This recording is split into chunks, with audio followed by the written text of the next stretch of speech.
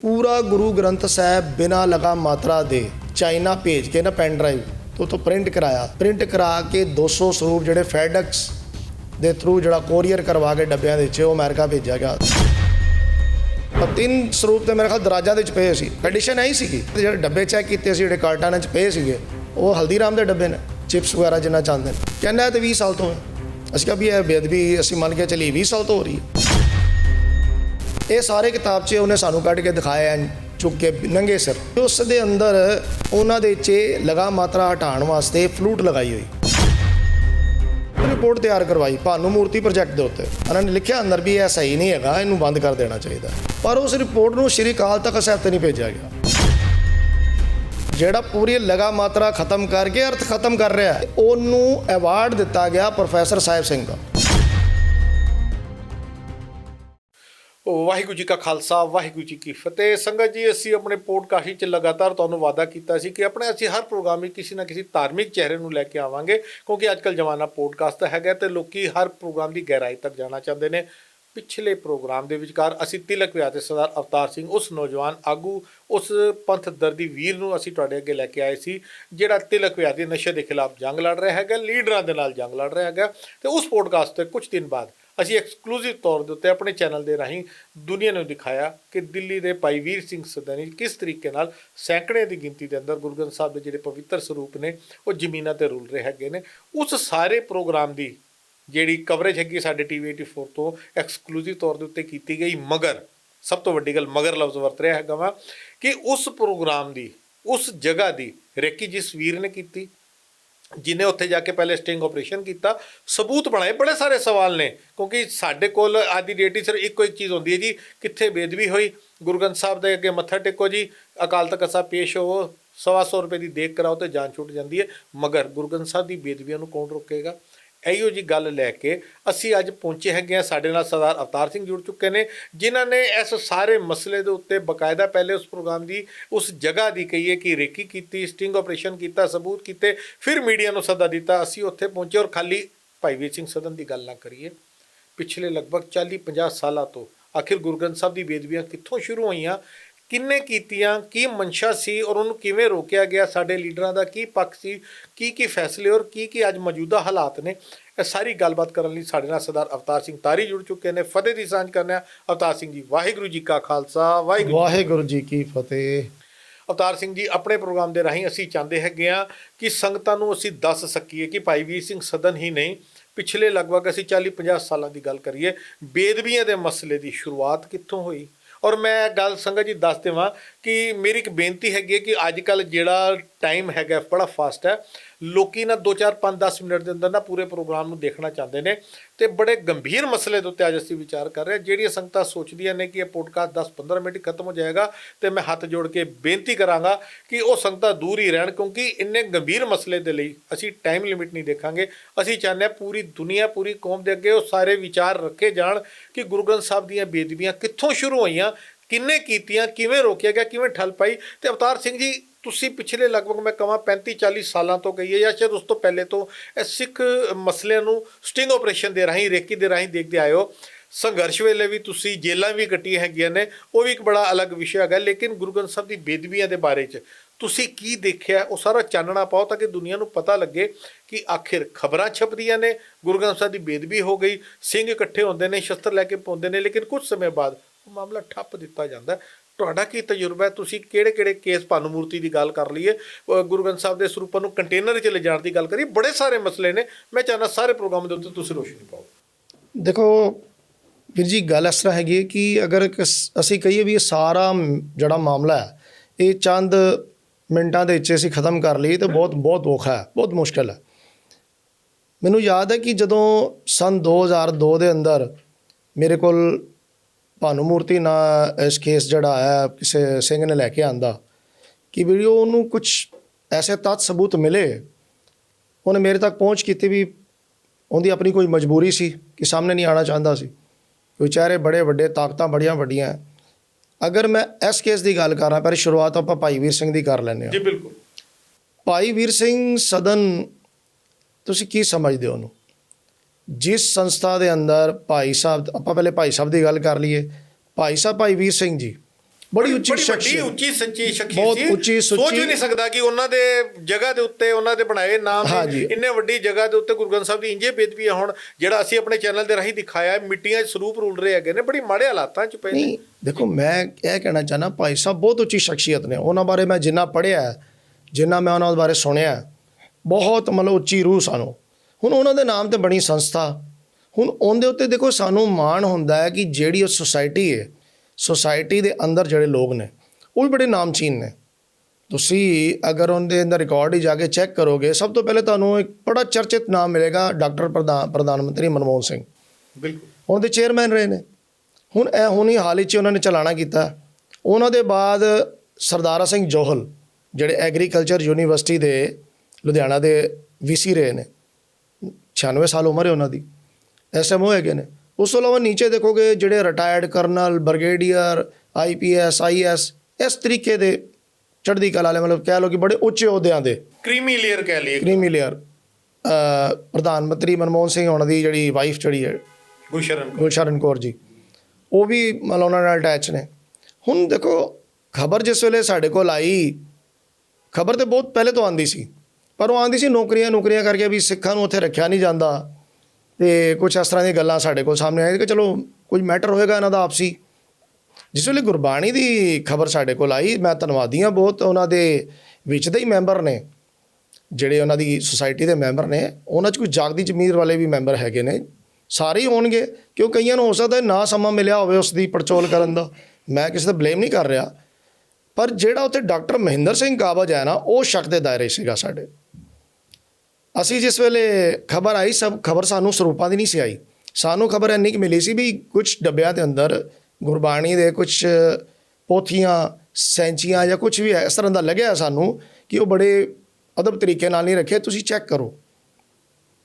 ਅਸੀਂ 2-3 ਵਾਰੀ ਗਏ ਉੱਥੇ, ਆਪਣਾ ਮੈਂ ਗਿਆ ਅੰਦਰ ਜਾ ਕੇ ਚੈੱਕ ਕੀਤਾ, ਪਹਿਲੇ ਇੱਧਰ ਪਤਾ ਲੱਗਿਆ ਕਿ ਦੂਜਾ ਹੋਰ ਸਰਚ ਮਾਰੀ, ਬੜੇ ਤਰੀਕੇ ਦੇ ਨਾਲ ਜਾਣਾ ਪੈਂਦਾ ਤੁਹਾਨੂੰ ਪਤਾ।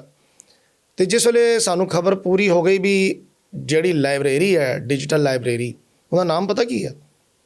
Digital library Shri Guru Granth Sahib resource centre. ਤੁਸੀਂ ਹਿਸਾਬ ਲਗਾ ਲਓ, ਰਿਸੋਰਸ ਸੈਂਟਰ ਜਿਹੜਾ ਹੈ ਇੰਨੀ ਵੱਡੀ ਚੀਜ਼ ਹੋਵੇ, ਔਰ ਵਾਕਈ ਉਹ ਜਿਹੜੀ ਲਾਇਬ੍ਰੇਰੀ ਹੈ ਉਹਨਾਂ ਦੀ ਵਾਕਈ ਕਾਬਲੇ ਤਾਰੀਫ ਹੈ, ਬਹੁਤ ਵੱਡੀ ਲਾਇਬ੍ਰੇਰੀ ਹੈ। ਸਾਡੀ ਦਿੱਲੀ ਕਮੇਟੀ ਜਾਂ ਸ਼੍ਰੋਮਣੀ ਕਮੇਟੀ ਕੋਲ ਇੰਨੀ ਵੱਡੀ ਲਾਇਬ੍ਰੇਰੀ ਨਹੀਂ ਹੋਏਗੀ, ਬਹੁਤ ਹਜ਼ਾਰਾਂ ਕਿਤਾਬਾਂ ਨੇ। ਹੁਣ ਬਣਿਆ ਤਾਂ ਬਹੁਤ ਚੰਗੇ ਤਰੀਕੇ ਨਾਲ ਹੈ ਸਿਸਟਮ। ਹੁਣ ਇੱਕ ਕਮਰਾ ਹੋਰ ਸੀ ਨਾਲ ਰਿਸੋਰਸ ਸੈਂਟਰ ਦਾ, ਜਿੱਥੇ ਬਹੁਤ ਦੁਰਲਭ ਸਰੂਪ ਅੰਦਰ ਰੱਖ ਕੇ ਅੰਦਰ ਬੰਦ ਕੀਤਾ ਹੋਇਆ ਸੀਗਾ। ਸਾਨੂੰ ਖਬਰ ਮਿਲੀ ਵੀ ਉਹਦੀ ਤਲਾਸ਼ ਜਿਹੜੀ ਨਾ ਅਸੀਂ ਕਰਦੇ ਰਹੇ ਅਤੇ 12 ਤਰੀਕ ਨੂੰ, ਮੈਂ ਤੁਹਾਨੂੰ ਡੇਟ ਦੱਸ ਰਿਹਾ, 12 ਤਰੀਕ ਨੂੰ ਮੈਂ ਲਗਭਗ 3.5-4 ਘੰਟੇ ਮੈਂ ਉੱਥੇ ਰਿਹਾ। ਕੁਛ ਕਿਤਾਬਾਂ ਪੜ੍ਹੀਆਂ, ਕੁਛ ਥੋੜ੍ਹਾ ਜਿਹਾ ਉਹਨਾਂ ਦਾ ਭਰੋਸਾ, ਮੈਂ ਜਿਹੜੀਆਂ ਉੱਥੇ ਆਪਣੀਆਂ ਭੈਣਾਂ ਹੀ ਨੇ ਜਿਹੜੀਆਂ ਉੱਥੇ ਜੋਬ 'ਤੇ ਹੈਗੀਆਂ, ਅਤੇ ਉਹਨਾਂ ਨਾਲ ਗੱਲਬਾਤ ਕਰਦੇ ਹੋਏ ਦੇਖਿਆ, ਅਤੇ ਬਹੁਤ ਸਾਰੇ ਬੱਚੇ ਉੱਥੇ ਸੀਟਾਂ 'ਤੇ ਬੈਠੇ ਹੋਏ, ਅਤੇ ਮੈਨੂੰ ਵੈਸੇ ਬਹਿਣ ਦੀ ਸੀਟ ਵੀ ਨਹੀਂ ਮਿਲ ਰਹੀ ਸੀ। ਅਤੇ ਉਹ ਇੱਕਦਮ ਆਈਆਂ ਮੇਰੇ ਕੋਲ ਵੀ, ਬਾਕੀ ਸਾਰੇ ਨੌਨ ਸਿੱਖ ਸਨ ਬੱਚੇ, ਅਤੇ ਮੈਂ ਅੰਦਰ ਗਿਆ ਅਤੇ ਮੈਨੂੰ ਉਹਨਾਂ ਨੇ ਪੁੱਛਿਆ ਵੀ ਤੁਸੀਂ ਕੀ ਪੜ੍ਹਨਾ ਚਾਹੁੰਦੇ ਹੋ? ਮੈਂ ਕਿਹਾ ਜੀ ਮੈਂ ਕੁਛ ਇਤਿਹਾਸ 'ਤੇ ਕੰਮ ਕਰਦਾ, ਮੈਂ ਪੜ੍ਹਨਾ ਚਾਹੁੰਦਾ ਵਾਂ। ਅਤੇ ਕਹਿੰਦੀ ਵੀ ਇਹਦੇ 'ਚ ਨਾ ਇਸ ਜਗ੍ਹਾ 'ਤੇ ਭਾਈ ਵੀਰ ਸਿੰਘ ਦੀਆਂ ਕਿਤਾਬਾਂ ਨੇ, ਇੱਥੇ ਇਹ ਇਤਿਹਾਸ ਦੀਆਂ ਨੇ, ਇੱਥੇ ਉਹਨੇ ਸਾਰਾ ਮੈਨੂੰ ਦੱਸ ਦਿੱਤਾ ਵੀ ਕਿਹੜੇ ਰੈਕ 'ਚ ਕਿਹੜੀਆਂ ਬੁੱਕਸ ਨੇ। ਤੁਹਾਡੀ ਕਿਤੇ ਨਾ ਕਿਤੇ ਮਦਦ ਕੀਤੀ ਉਹਨਾਂ ਨੇ, ਆਸਾਨੀ ਨਾਲ ਚੀਜ਼ਾਂ ਮਿਲ ਜਾਣ। ਮੈਂ ਉਸ ਤੋਂ ਬਾਅਦ ਹਰੀ ਰਾਮ ਗੁਪਤਾ ਦੀਆਂ ਕੁਛ ਕਿਤਾਬਾਂ ਇੱਧਰੋਂ ਉੱਧਰੋਂ ਮੈਂ ਚੱਕ ਕੇ ਇੰਗਲਿਸ਼ ਦੀਆਂ, ਪੰਜਾਬੀ ਦੀਆਂ ਮੈਂ ਪੜ੍ਹਨੀਆਂ ਸ਼ੁਰੂ ਕਰਤੀਆਂ। ਉੱਥੇ ਹੀ ਮੈਨੂੰ ਉਹ ਡੱਬੇ ਬਾਕਸ ਮੈਨੂੰ ਨਜ਼ਰ ਆ ਗਏ ਕਿ ਮੇਰਾ ਟਾਰਗੇਟ ਹੈ ਵੇ, ਮੈਂ ਕਨਫਰਮ ਹੋ ਗਿਆ। ਉਸ ਤੋਂ ਬਾਅਦ ਮੈਂ ਆਪਣੇ ਕੈਮਰੇ ਸਟਿੰਗ ਜਿਹੜੇ ਚਾਲੂ ਕੀਤੇ, ਅਤੇ ਮੈਂ ਫਿਰ ਹੌਲੀ ਜਦੋਂ ਦੇਖਿਆ ਨਾ ਟਾਈਮ, ਮੈਂ ਪੂਰਾ ਖਬਰ ਦੇ ਹਿਸਾਬ ਨਾਲ ਪੂਰਾ ਮੈਚ ਕਰਕੇ ਗਿਆ ਸੀ ਵੀ ਜਦੋਂ ਲੰਚ ਹੋਏਗਾ ਤਾਂ ਸਾਰੀਆਂ ਬੀਬੀਆਂ ਪ੍ਰਸ਼ਾਦਾ ਛਕਦੀਆਂ ਨੇ। ਉਹ ਇੱਕ ਸੁਨਹਿਰੀ ਮੌਕਾ ਸੀ। ਮੈਂ ਚੁੱਪਚਾਪ ਉਹਨਾਂ ਦਾ ਜਦੋਂ ਪ੍ਰਸ਼ਾਦੇ ਮਗਨ ਹੋਈਆਂ, ਮੈਂ ਚੁੱਪਚਾਪ ਪਿੱਛੋਂ ਜਾ ਕੇ ਪਿੱਛੇ ਦੌੜਾ ਅੰਦਰ ਜਾ ਕੇ ਸੀਗਾ, ਅਤੇ ਉੱਥੇ ਜਾ ਕੇ ਮੈਂ ਉਹ ਡੱਬੇ ਖੋਲ੍ਹ ਕੇ ਦੇਖੇ, ਅਤੇ ਉਹਨਾਂ ਨੂੰ ਉੱਪਰਲੇ ਪੇਜ ਜਦੋਂ ਮੈਂ ਪਲਟਾਏ ਅਤੇ ਮੈਂ ਦੇਖਿਆ ਵੀ ਆਦਿ ਗੁਰੂ ਗ੍ਰੰਥ ਸਾਹਿਬ ਲਿਖਿਆ। ਮੈਂ ਜਲਦੀ ਵੀਡੀਓ ਬਣਾਈ, ਸਾਰਾ ਕੁਝ ਬਣਾ ਕੇ ਚੈੱਕ ਕਰਕੇ ਨਾ ਫਿਰ ਮੈਂ ਆ ਕੇ ਬਾਹਰ ਬਹਿ ਗਿਆ। ਫਿਰ ਮੈਂ ਕਿਤਾਬਾਂ ਪੜ੍ਹਦਾ ਰਿਹਾ, ਫਿਰ ਮੈਂ ਉਹਨਾਂ ਨਾਲ ਗੱਲਬਾਤ ਕੀਤੀ। ਮੈਂ ਪੁੱਛਿਆ, ਮੈਨੂੰ ਇੱਕ ਥੋੜ੍ਹੀ ਜਗਿਆਸਾ ਹੋਈ ਵੀ ਇਹ ਬਾਹਰ ਜਿਹੜੇ ਬੱਚੇ ਨੇ ਮਤਲਬ ਕੋਰਸ ਕਰ ਰਹੇ ਨੇ ਇੱਥੇ ਕੁਛ ਗੁਰਬਾਣੀ ਦੇ ਉੱਤੇ, ਹੈਗੇ ਤਾਂ ਸਾਰੇ ਨੌਨ ਸਿੱਖ ਨੇ, ਸਿੱਖ ਬੱਚਾ ਕੋਈ ਨਹੀਂ ਸੀ। ਅਤੇ ਮੈਂ ਕਿਹਾ ਵੀ ਇਹ ਕੀ ਕਰ ਰਹੇ ਨੇ? ਅਤੇ ਉਹ ਜਦੋਂ ਭੈਣਾਂ ਪ੍ਰਸ਼ਾਦਾ ਛਕ ਕੇ ਆ ਗਈਆਂ, ਅਤੇ ਮੈਂ ਕਿਹਾ ਭੈਣ ਜੀ ਇਹ ਕੌਣ ਨੇ ਬੱਚੇ? ਕਹਿੰਦੀ ਵੀਰ ਜੀ ਇਹ ਸਾਰੇ ਆਪਣੀ ਪੜ੍ਹਾਈ ਕਰਨ ਆਉਂਦੇ ਨੇ ਇੱਥੇ, ਇਹਨਾਂ ਨੂੰ ਫ੍ਰੀ ਕੀਤਾ ਹੋਇਆ, ਇਹ ਸਾਡੇ ਕੋਲ ਮਤਲਬ ਗੁਰਬਾਣੀ ਦੀ ਪੜ੍ਹਾਈ ਜਾਂ ਉਹ ਨਹੀਂ ਕਰਨ ਦਿੰਦੇ। ਮੈਂ ਜੀ ਠੀਕ ਹੈ। ਅਤੇ ਮੈਂ ਕਿਹਾ ਆਪਣਾ ਕੋਈ ਸਿੱਖ ਬੱਚਾ?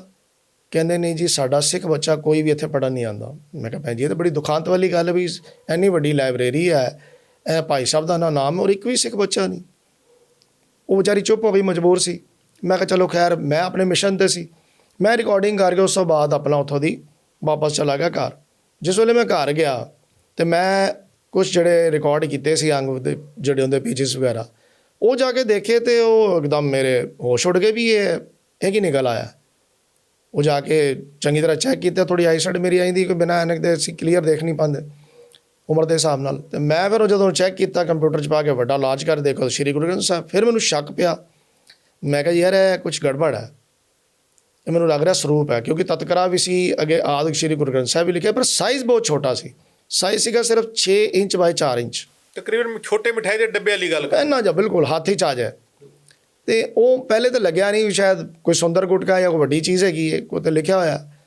ਉਹ ਫਿਰ ਜਦੋਂ ਭਾਲ ਕੀਤੀ, ਸਾਰੀ ਪੜਚੋਲ ਕੀਤੀ, ਆਖਰੀ ਅੰਕ ਤੱਕ ਗਏ ਅਸੀਂ ਜਿਹੜਾ ਰਿਕਾਰਡ ਕੀਤਾ, ਦੇਖਿਆ 1430 ਅੰਕ ਪੂਰੇ। ਫਿਰ ਅਸੀਂ ਸਾਰੀ ਜਦੋਂ ਮਾਲੂਮਾਤ ਪੂਰੀ ਕੰਪਲੀਟ ਹੋ ਗਈ ਨਾ, ਦੁਬਾਰਾ ਜਾ ਕੇ ਉਹਨੂੰ ਕਲੀਅਰ ਕਰ ਲਿਆ ਸੀ। ਤੇ ਫਿਰ ਅਸੀਂ ਜਾ ਕੇ ਇਹਦੇ 'ਤੇ ਕਨਫਰਮ ਹੋ ਗਏ ਵੀ ਇਹ ਸ਼੍ਰੀ ਗੁਰੂ ਗ੍ਰੰਥ ਸਾਹਿਬ ਦੇ ਸਰੂਪ ਨੇ, ਇਹ ਹੋਰ ਕੁਛ ਨਹੀਂਗਾ। ਪੂਰੀ ਭਾਲ ਕਰਨ ਤੋਂ ਬਾਅਦ ਫਿਰ ਉਸ ਤੋਂ ਬਾਅਦ ਅਸੀਂ ਆਪਣੀ ਜਿਹੜੀ ਟੀਮ ਸੀ ਉਹਦੇ ਨਾਲ ਗੱਲ ਕੀਤੀ। ਸਾਡਾ ਐਕਸ਼ਨ ਜਿਹੜਾ ਹੋਣਾ ਸੀ ਨਾ, ਹੋਣਾ ਸੀ 13 ਤਰੀਕ ਨੂੰ, ਹੋਲੀ ਤੋਂ ਇੱਕ ਦਿਨ ਪਹਿਲੇ। ਪਰ ਉਹ ਕਿਸੇ ਕਾਰਨ ਸਾਰੀ ਗੱਲਬਾਤ ਹੋਈ ਤੇ ਉਹ ਦਿਨ ਕਮੇਟੀ ਦਾ ਥੋੜ੍ਹਾ ਸਾਥ ਵੀ ਚਾਹੀਦਾ ਸੀ ਸਾਨੂੰ। ਤੇ ਉਹ ਦਿਨ ਪ੍ਰਧਾਨ ਸਾਹਿਬ ਜਿਹੜੇ ਆਪਣੇ ਹਰਮੀਤ ਸਿੰਘ ਗਾਲਕਾ ਜੀ, ਉਹਨਾਂ ਦੇ ਫਾਦਰ ਸਾਹਿਬ ਐਕਸਪਾਇਰ ਹੋ ਗਏ ਤੇ ਛੁੱਟੀ ਹੋ ਗਈ ਕਮੇਟੀ ਦੀ। ਤੇ ਉਹ ਬੜੀ ਕੋਸ਼ਿਸ਼ ਕਰਨ ਦੇ ਬਾਵਜੂਦ ਵੀ ਅਸੀਂ ਉਹ ਉਸ ਦਿਨ ਨਹੀਂ ਕਰ ਪਾਏ। ਪਰ ਮਨ 'ਚ ਹੁਣ ਆਇਆ ਸੀਗਾ ਵੀ ਗੁਰੂ ਸਾਹਿਬ ਦੇ ਸਰੂਪਾਂ ਦੀ ਬੇਅਦਬੀ ਹੋ ਰਹੀ ਹੈ, ਸਿੱਖ ਕਿਵੇਂ ਬਰਦਾਸ਼ਤ ਕਰੇ। ਹੁਣ ਅੱਗੇ 14 ਤਰੀਕ ਦੀ ਛੁੱਟੀ ਸੀ ਹੋਲੀ ਦੀ, ਸ਼ਨੀ ਐਤਵਾਰ ਵੀ ਬੰਦ ਹੁੰਦਾ, ਉਹ ਵੀ ਛੁੱਟੀ ਸੀ। 3 ਦਿਨ ਅਸੀਂ ਫਿਰ ਬੜੀ ਮੁਸ਼ਕਲ ਕੱਟੇ ਔਰ ਅਸੀਂ ਟੀਮ ਆਪਣੀ ਬਣਾਈ ਔਰ ਬੜਾ ਸੰਜੀਦਾ ਹੋ ਕੇ ਬਈ ਐਸੀ ਖਬਰ ਜਿਹੜੀ ਲੀਕ ਨਾ ਹੋ ਜਾਏ। ਅਗਰ ਖਬਰ ਲੀਕ ਹੋ ਜਾਂਦੀ ਤਾਂ 2 ਮਿੰਟ ਦਾ ਕੰਮ ਸੀ ਹੁੰਦਾ, ਡੱਬੇ ਚੁੱਕੇ ਹੋਣੇ ਕਿਤੇ ਹੋਰ ਲੈ ਜਾਣੇ ਸੀ, ਬਿਲਕੁਲ ਕਿਤੇ ਕਰ ਲੈਣਾ ਸੀਗਾ। ਤੇ ਜਿਸ ਸ਼ਖਸ ਦੀ ਇਹ ਕਾਰਸਤਾਨੀ ਸੀ, ਜਿਹੜਾ ਕਾਬਜ ਜਿਹੜਾ ਉਹਨੂੰ ਚਲਾ ਰਿਹਾ, ਉਹਦਾ ਨਾਮ ਹੈਗਾ ਡਾਕਟਰ ਮਹਿੰਦਰ ਸਿੰਘ। ਉਹਨੇ PhD ਕਿਵੇਂ ਕੀਤੀ ਹੈ ਪਤਾ ਆਪ ਜੀ ਨੂੰ? ਮੈਂ ਦੱਸਾਂ। PhD ਕੀਤੀ ਉਹਨੇ ਅਕਾਲੀ ਦਲਾਂ ਦੇ ਉੱਤੇ, ਅਕਾਲੀ ਦਲਾਂ ਦੇ ਖਿਲਾਫ ਬੋਲਦਾ ਰਿਹਾ ਉਹ, ਪਿਛੋਕੜ ਗਈ ਹੈ ਪਿਛੋਕੜ 'ਚ ਸ਼ੁਰੂ ਤੋਂ ਹੀ। ਹੁਣ ਉਹਦਾ ਥੀਸਿਸ ਜਿਹੜਾ ਅਕਾਲੀ ਦਲਾਂ ਦੇ ਉੱਤੇ ਹੈਗਾ ਤੇ ਅਕਾਲੀ ਦਲਾਂ ਦੇ ਖਿਲਾਫ ਹੀ ਬਿਆਨ, ਜਿੰਨੇ ਵੀ ਮੈਂ ਪੜ੍ਹੇ ਪੁਰਾਣੇ ਸਾਰੇ ਉਹ ਬਿਆਨ। ਇੱਕ ਉੱਥੇ ਚਲਦੀ ਏ ਖਾਲਸਾ ਸਮਾਚਾਰ ਦੇ ਨਾਮ ਦੀ ਅਖਬਾਰ ਭਾਈ ਸਾਹਿਬ ਦੇ ਸਮੇਂ ਤੋਂ। ਫਿਰ ਮੈਂ ਜਦੋਂ ਸਾਰਾ ਉਹਦਾ ਤਿਆਰੀ ਕੀਤੀ, ਸਿੰਘ ਇਕੱਠੇ ਕੀਤੇ ਜਿੰਨੇ ਵੀ ਆਪਣੇ ਕੋਲ ਸੀਗੇ, ਫਿਰ ਸਾਨੂੰ ਦਿੱਕਤ ਆ ਰਹੀ ਸੀ ਬੀਬੀਆਂ ਦੀ। ਔਰ ਉਹਦਾ ਰਸੂਖ ਡਾਕਟਰ ਮਹਿੰਦਰ ਸਿੰਘ ਦਾ ਬਹੁਤ ਉੱਚਾ। ਦੇਖੋ ਜੀ, ਦਿਨ ਦੀ ਪ੍ਰਧਾਨ ਮੰਤਰੀ ਮਨਮੋਹਨ ਸਿੰਘ ਨਾਲ ਸਿੱਧੀ ਗੱਲਬਾਤ ਹੋਵੇ ਔਰ ਤੁਸੀਂ ਉਹਨਾਂ ਦੇ ਸੰਸਕਾਰ 'ਤੇ ਵੀ ਦੇਖ ਲਓ, ਉਹਦੀ ਵੀਡੀਓ ਕੱਢ ਕੇ, ਉਹ ਬਿਲਕੁਲ ਉਹਨਾਂ ਦੇ ਨਾਲ ਉਹ ਕਿਸੇ ਨੂੰ ਫਟਕਣ ਵੀ ਦਿੰਦਾ ਸੀ ਬੰਦਾ ਐਸਾ। ਇਸ ਟਾਈਮ ਮੇਰੀ ਉਹਦੀ ਉਮਰ ਹੋਏਗੀ ਮੇਰੇ ਖਿਆਲ 80 ਦੇ ਕਰੀਬ, ਔਰ ਪੂਰਾ ਫਿੱਟ ਫਟ ਹੈ। ਅੰਦਰ ਹੀ ਉਹਨੇ ਆਪਣੀ ਰਿਹਾਇਸ਼ ਵੀ ਬਣਾਈ ਹੋਈ ਹੈ ਸਦਨ ਦੇ ਅੰਦਰ ਹੀ। ਉਹਦਾ ਜਿਹੜਾ ਇਹਨਾਂ ਦਾ ਅਕਾਊਂਟ ਹੈ ਨਾ, ਉਹਦੇ ਅੰਦਰ ਪ੍ਰਧਾਨ ਮੰਤਰੀ ਮਨਮੋਹਨ ਸਿੰਘ ਨੇ ਕਰੋੜਾਂ ਰੁਪਏ ਦਾ ਫੰਡ ਵੀ ਦਿੱਤਾ ਹੋਇਆ, ਜਿੰਦੀ FD ਬਣ ਜਾਂਦੀ ਹੈ। ਇਹਨਾਂ ਨੂੰ ਉਹਦਾ ਇੰਟਰਸਟ ਜਿਹੜਾ ਨਾ ਉਹ ਲੈ ਸਕਦੇ, ਉਹ ਵੀ ਲੱਖਾਂ 'ਚ ਆਉਂਦਾ। ਅਤੇ ਜਿਹੜੇ ਅੰਦਰ ਇਨਕਮ ਟੈਕਸ ਆਫਿਸ, ਬੈਂਕ, ਹੋਰ ਵੀ ਛੋਟੇ ਛੋਟੇ ਆਫਿਸ ਕਿਰਾਏ 'ਤੇ ਦਿੱਤੇ ਹੋਏ ਨੇ, ਉਹਦਾ ਵੀ ਸਾਰਾ ਕੁਛ ਆਉਂਦਾ। ਅਤੇ ਹਿਸਾਬ ਲਗਾ ਲਓ ਪੈਸੇ ਦੀ ਕਮੀ ਨਹੀਂ ਹੈ ਉੱਥੇ। ਯਾਨੀ ਕਿ ਮੈਂ ਤੁਹਾਨੂੰ ਰੋਕਾਂ, ਜਿੱਥੇ ਅਸੀਂ ਪਿੱਛੇ ਜਾ ਕੇ ਗੱਡੀ ਪਾਰਕ ਕੀਤੀ, ਲਾਇਬ੍ਰੇਰੀ ਵਾਲੀ ਜਿਹੜੀ ਐਂਟਰੀ ਸੀ, ਉਹ ਸਾਰੀ ਜਗ੍ਹਾ ਭਾਈ ਵੀਰ ਸਿੰਘ ਸਦਨ, ਸਾਰੀ ਭਾਈ ਵੀਰ ਸਿੰਘ ਸਦਨ ਦੀ ਹੈ। ਬੜੀ ਵੱਡੀ, ਮੈਂ ਕਹਾਂਗਾ ਸਰਕਾਰੀ ਦਫ਼ਤਰ ਬਣੇ ਨੇ। ਹਾਂਜੀ, ਉਹ ਅਗਰ ਤੁਸੀਂ ਉੱਪਰ ਜਾ ਕੇ ਦੇਖੋਗੇ ਨਾ ਸਾਈਡ ਦੇ, ਤੁਹਾਨੂੰ ਵਾਈਟ ਕਲਰ ਦੇ ਸ਼ੈੱਡ ਦਿਖੇ ਹੋਣਗੇ, ਉਹ ਇਹਦਾ ਘਰ ਹੈ। ਲਾਇਬ੍ਰੇਰੀ, ਡਿਜੀਟਲ ਲਾਇਬ੍ਰੇਰੀ ਦੇ ਉੱਪਰ ਇਹਦੀ ਰਿਹਾਇਸ਼ ਹੈ, ਬਹੁਤ ਵਧੀਆ ਕੋਠੀ। ਉਹ ਵੀ ਹੈ ਇਲੀਗਲ। NDMC ਜਿਹੜੀ ਇਹਨੂੰ ਕਈ ਵਾਰੀ ਨੋਟਿਸ ਦੇ ਚੁੱਕੀ ਹੈ। ਖੈਰ ਅਸੀਂ ਮੁੱਦੇ 'ਤੇ ਰਹੀਏ। ਗੱਲ ਕੀ ਹੋਈ, ਅਸੀਂ ਜਦੋਂ ਸਾਰਾ ਪੜਚੋਲ ਕਰ ਲਈ ਤੇ ਸਾਨੂੰ ਤਾਂ ਇਹ ਸੀਗਾ ਵੀ ਹੁਣ ਬਈ ਕਿਸੇ ਤਰੀਕੇ ਮਹਾਰਾਜ ਦਾ ਸਤਿਕਾਰ ਜਿਹੜਾ ਉਹ ਬਹਾਲ ਹੋਵੇ। ਸਭ ਤੋਂ ਸਾਡੇ ਵਾਸਤੇ ਪ੍ਰਾਇਰਟੀ ਵਾਲੀ ਜਿਹੜੀ ਗੱਲ ਸੀ ਨਾ, ਜਿਹੜੀ ਫਸਟ ਜਿਹੜੀ ਗੱਲ ਸੀ ਉਹ ਇਹ ਸੀ। ਅਸੀਂ ਫਿਰ ਉਸ ਵਾਰ ਟੀਮ ਬਣਾ ਕੇ, ਕੁਛ ਬੀਬੀਆਂ ਦੀ ਜ਼ਰੂਰਤ ਸੀ, ਉਹ ਵੀ ਸੀ। ਮੈਂ ਆਪਣੀ ਸਿੰਘਣੀ ਨੂੰ ਨਾਲ ਲੈ ਕੇ ਗਿਆ, ਨਾਲ ਹੋਰ 1-2 ਬੀਬੀਆਂ ਸੀ, ਆਪਣਾ ਵੀਰ ਸੀਗੇ, ਉਹਨਾਂ ਨੂੰ ਕਿਹਾ। ਅਤੇ ਇਹਨਾਂ ਨੂੰ ਨਾਲ ਲੈ ਕੇ ਐਂਟਰ ਹੋ ਕੇ ਅਸੀਂ ਪੂਰੀ ਤਿਆਰੀ ਕਰਕੇ ਬਾਕੀ ਸਿੰਘ ਬਾਹਰ ਰੱਖੇ ਵੀ ਦੁਬਾਰਾ ਇੱਕ ਵਾਰੀ ਰੀਚੈੱਕ ਕਰ ਲਈਏ ਬਈ ਖਬਰ ਲੀਕ ਨਾ ਹੋ ਗਈ ਹੋਵੇ ਅਤੇ ਉਹ ਡੱਬੇ ਮਹਾਰਾਜ ਦੇ ਇੱਧਰ ਉੱਧਰ ਨਾ ਕਰ ਦੇਵੇ। ਜਦੋਂ ਅਸੀਂ ਗਏ ਅੰਦਰ ਤਾਂ ਐਜ਼ ਇਟ ਇਜ਼ ਉਂਝ ਹੀ ਪਿਆ ਸੀ ਸਾਰਾ ਕੁਛ। ਅਸੀਂ ਜਾ ਕੇ ਪਹਿਲੇ ਐਂਟਰ ਕੀਤਾ, ਐਂਟਰ ਕਰਕੇ ਕੈਮ ਔਨ ਕੀਤੇ ਆਪਣੇ, ਅਤੇ ਆਪ ਜੀ ਨੂੰ ਵੀ ਬੇਨਤੀ ਕੀਤੀ ਸੀ। ਅਤੇ ਸਾਰੀ ਟੀਮ ਫਿਰ ਇੱਕਦਮ ਅੰਦਰ ਐਂਟਰ ਹੋਈ ਅਤੇ ਅਸੀਂ ਸਿੱਧਾ ਉਹਨੂੰ ਭੈਣਾਂ ਨੂੰ ਸਿੱਧਾ ਹੀ ਕਿਹਾ ਵੀ ਭੈਣ ਜੀ ਤੁਸੀਂ ਕਿਰਪਾ ਕਰੋ ਉਹਨਾਂ ਨੂੰ ਬੁਲਾਓ ਡਾਕਟਰ ਸਾਹਿਬ ਨੂੰ ਤੇ ਅੰਦਰ ਆਓ, ਸਾਨੂੰ ਜਵਾਬ ਦਿਓ ਵੀ ਇਹ ਕੀ ਹੈ। ਉੱਥੇ ਹੀ ਉਹ ਸਾਰਾ ਸੰਗਤਾਂ ਨੇ ਟੀਵੀ ਡਿਫੋਰ ਦੇ ਰਾਹੀਂ ਕਹਿ ਲਈਏ, ਉਹ ਸਾਰਾ ਤੁਸੀਂ ਦੇਖ ਹੀ ਲਿਆ, ਸਾਰਿਆਂ ਨੇ ਦੇਖ ਹਾਂ ਲਿਆ, ਉਹ ਤੁਸੀਂ ਸਾਰਾ ਦੇਖ ਹੀ ਲਿਆ। ਉੱਥੋਂ ਕੰਮ ਸਟਾਰਟ ਹੋ ਗਿਆ। ਹੁਣ ਡਾਕਟਰ ਮਹਿੰਦਰ ਸਿੰਘ ਨੂੰ ਇਹਦਾ ਬਿਲਕੁਲ ਵੀ ਜੜਾ ਨਾ ਉਹ ਨਹੀਂ ਸੀਗਾ ਕਿ ਵੀ ਇਹ ਵੀ ਹੋ ਸਕਦਾ। ਉਹ ਬੜਾ ਨਿਸ਼ਚਿੰਤ ਬੰਦਾ ਸੀਗਾ। ਉਹਨੇ ਜਦੋਂ ਦੇਖਿਆ ਆਇਆ ਤਾਂ ਉਹਨੇ ਪਹਿਲੇ ਤਾਂ ਗੱਲ ਹੀ ਨਹੀਂ ਕੀਤੀ, ਪਹਿਲੇ ਸਾਨੂੰ ਇਸ਼ਾਰੇ ਕੀਤੇ ਵੀ ਤੁਸੀਂ ਇੱਥੋਂ ਬਾਹਰ ਨਿਕਲੋ, ਵੀ ਤੁਸੀਂ ਅੰਦਰ ਕਿਉਂ ਆ ਗਏ ਹੋ, ਤੁਸੀਂ ਵੀਡੀਓ ਦੇਖ ਰਹੇ ਹੋ। ਮੈਂ ਉਹਨੂੰ ਪੁੱਛ ਰਿਹਾ ਕਿ ਡਾਕਟਰ ਸਾਹਿਬ ਇਹਦਾ ਜਵਾਬ ਤੇ ਦਿਓ, ਵੀ ਇਹ ਜੋ ਤੁਸੀਂ ਕੀਤਾ ਇਹਦਾ ਜਵਾਬ ਦਿਓ। ਤੇ ਉਹ ਪਹਿਲੇ ਉਹਦੇ ਕੋਲ ਗੱਲ ਨਹੀਂ ਕੀਤੀ, ਬਾਅਦ 'ਚ ਉਹਨੇ ਗੱਲ ਕੀਤੀ ਮੈਂ ਪੁਲਿਸ ਬੁਲਾਵਾਂਗਾ, ਮੁਕੱਦਮਾ ਕਰਾਂਗਾ। ਮੈਂ ਜੀ ਪੁਲਿਸ ਤੇ ਅਸੀਂ ਬੁਲਾਵਾਂਗੇ, ਮੁਕੱਦਮਾ ਵੀ ਅਸੀਂ ਕਰਾਂਗੇ, ਤੁਹਾਡੇ ਤੇ 295 ਦਰਜ ਕਰਾਂਗੇ। 295 ਦੀ ਧਾਰਾ ਨਾਲ ਤੁਹਾਡਾ ਮੁਕੱਦਮਾ ਦਰਜ ਹੋਏਗਾ। ਫਿਰ ਉਹਨੂੰ ਸਮਝ ਲੱਗ ਗਈ ਕਿ ਵੀ ਇਹ ਕੁਛ ਖੇਲ ਜਿਹੜਾ ਨਾ। ਅਵਤਾਰ ਸਿੰਘ ਜੀ, ਗੱਲ ਕਰੀਏ ਬੇਸ਼ਰਮੀ ਦੀ, ਆਪਾਂ ਕਹੀਏ ਇਹ ਹੱਦ ਕਿ ਮਤਲਬ ਇੰਨੀ ਗੱਲਾਂ ਹੋਣ ਦੇ ਬਾਵਜੂਦ ਵੀ ਆਪਣੀ ਗਲਤੀ ਦਾ ਅਹਿਸਾਸ ਨਹੀਂ, ਪੁਲਿਸ ਦੀ ਧਮਕੀ ਦੇਣੀ, ਮੁਕੱਦਮੇ ਦੀ ਧਮਕੀ ਦੇਣੀ। ਦੇਖੋ ਮੇਰੀ ਗੱਲ ਸੁਣੋ ਜਸਵਿੰਦਰ ਵੀਰ ਜੀ, ਜਿਸ ਬੰਦੇ ਕੋਲ ਸਰਕਾਰ ਦੀ ਪੂਰੀ ਤਾਕਤ ਹੋਵੇ, ਜਿਸ ਬੰਦੇ ਕੋਲ ਪ੍ਰਧਾਨ ਮੰਤਰੀ ਮਨਮੋਹਨ ਸਿੰਘ ਦਾ ਡਾਇਰੈਕਟ ਨੰਬਰ, ਉਹਨਾਂ ਦੀ ਘਰ ਦੀ ਦਾ, ਔਰ IPS ਤੋਂ ਲੈ ਕੇ ਹੋਰ ਬੜੀਆਂ ਏਜੰਸੀਆਂ ਦੇ ਮੈਂ ਨਾਮ ਨਹੀਂ ਲੈਣਾ ਚਾਹੁੰਦਾ, ਬਹੁਤ ਵੱਡੇ ਵੱਡੇ ਅਹੁਦੇਦਾਰ ਬੰਦੇ ਸਾਰੇ ਉਹਦੀ ਜੇਬ ਵਿੱਚ ਹੋਣ, ਤੇ ਉਹ ਬੰਦਾ ਮੈਂ ਕਹਿੰਦਾ ਛੋਟਾ ਜਿਹਾ ਪੁਲਿਸ ਵਾਲਾ ਹੀ ਮਾਨ ਨਹੀਂ, ਇਹ ਤਾਂ ਇੰਨੀ ਵੱਡੀ ਤਾਕਤ ਲੈ ਕੇ ਬੈਠਾ। ਔਰ ਅਸੀਂ ਕੌਣ ਸੀ ਉਹਦੇ ਸਾਹਮਣੇ? ਕੁਛ ਵੀ ਨਹੀਂ। ਹੁਣ ਸਾਡੀ ਨਾ ਕੋਈ ਪਹਿਚਾਣ, ਨਾ ਕੁਛ ਲੈਣਾ, ਨਾ ਅਸੀਂ ਆਪਣੀ ਪਹਿਚਾਣ ਕਿਸੇ ਨੂੰ ਦੱਸਦੇ ਹਾਂ। ਹੁਣ ਸਾਡੇ ਨਾਲ ਕੋਈ ਕਮੇਟੀ ਜਾਂ ਉਹ ਵੀ ਤਾਂ ਨਹੀਂ ਖੜਾ ਸੀ ਕੋਈ। ਅਸੀਂ ਜਾ ਕੇ ਜਦੋਂ ਸਾਰਾ ਕੰਮ ਕੀਤਾ, ਐਕਸ਼ਨ ਕੀਤਾ, ਉਸ ਤੋਂ ਬਾਅਦ ਇੱਕਦਮ ਉਹਨੂੰ ਸਮਝ ਲੱਗ ਗਈ ਵੀ ਇਹ ਮਾਮਲਾ ਕੁਛ ਆਸਾਨ ਨਹੀਂ ਹੈ।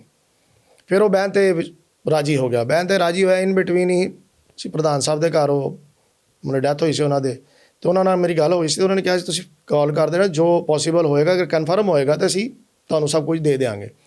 ਅਸੀਂ ਫਿਰ ਉਹਨੇ ਡਿਮਾਂਡ ਕੀਤੀ ਵੀ ਸਾਨੂੰ ਗੱਡੀਆਂ ਮਹਾਰਾਜ ਦਾ ਸਰੂਪ ਲਿਜਾਣ ਵਾਸਤੇ ਉੱਥੇ ਦਿੱਲੀ ਕਮੇਟੀ ਦੀ ਪ੍ਰੈਸ ਵਿੱਚ, ਅਤੇ ਸੇਵਾਦਾਰ ਗ੍ਰੰਥੀ, ਇਹ ਸਾਰੀਆਂ ਚੀਜ਼ਾਂ ਦੀ ਜ਼ਰੂਰਤ ਹੈ, ਰੁਮਾਲਿਆਂ ਦੀ ਜ਼ਰੂਰਤ ਹੈ। ਯਾਨੀ ਕਿ ਜਦੋਂ ਤੁਸੀਂ ਕਮੇਟੀ ਨਾਲ ਗੱਲ ਕੀਤੀ, ਹਰਮੀਤ ਸਿੰਘ ਕਾਲਕਾ ਨਾਲ ਗੱਲ ਕੀਤੀ, ਤਾਂ ਉਹਨਾਂ ਨੇ ਤੁਹਾਡੇ ਨਾਲ ਕੋਆਪਰੇਟ ਕੀਤਾ? ਉਹਨਾਂ ਨੇ ਕਿਹਾ ਸੀ ਵੀ ਤੁਸੀਂ ਪਹਿਲੇ ਕਨਫਰਮ ਕਰੋ ਵੀ ਇਹ ਹੋ ਸਕਦਾ। ਦੇਖੋ ਹਰ ਬੰਦੇ ਨੂੰ ਹੁੰਦਾ ਕਿ ਇਹ ਗਲਤ ਨਾ ਨਿਕਲ ਆਵੇ, ਜੇ ਐਡੀ ਵੱਡੀ ਸੰਸਥਾ ਹੈ, ਬਦਨਾਮ ਨਾ ਹੋਵੇ, ਜਾਂ ਕਹਿ ਲਈਏ ਕਿ ਕਿਤੇ ਨਾ ਕਿਤੇ ਵੀ ਕਮੇਟੀ ਉੱਥੇ ਆ ਕੇ ਤੁਹਾਡੇ ਨਾਲ ਰੇਡ ਮਾਰ ਦੇਵੇ ਔਰ ਕੁਛ ਨਾ ਨਿਕਲੇ ਤੇ ਸ਼ਰਮਿੰਦਗੀ ਮਹਿਸੂਸ ਹੁੰਦੀ ਹੈ। ਹੁਣ ਚੱਕਰ ਕੀ ਸੀਗਾ, ਦੇਖੋ ਹਰ ਬੰਦੇ ਨੂੰ ਆਪਣੀ ਕਨਫਰਮੇਸ਼ਨ ਚਾਹੀਦੀ ਹੈ। ਸੰਸਥਾ ਤਾਂ ਬਹੁਤ ਵੱਡੀ ਹੈ, ਇਸ 'ਚ ਕੋਈ ਸ਼ੱਕ ਨਹੀਂ। ਹੁਣ ਜਵਾਬਦੇਹੀ ਬਣ ਜਾਂਦੀ ਹੈ ਬੰਦੇ ਦੀ।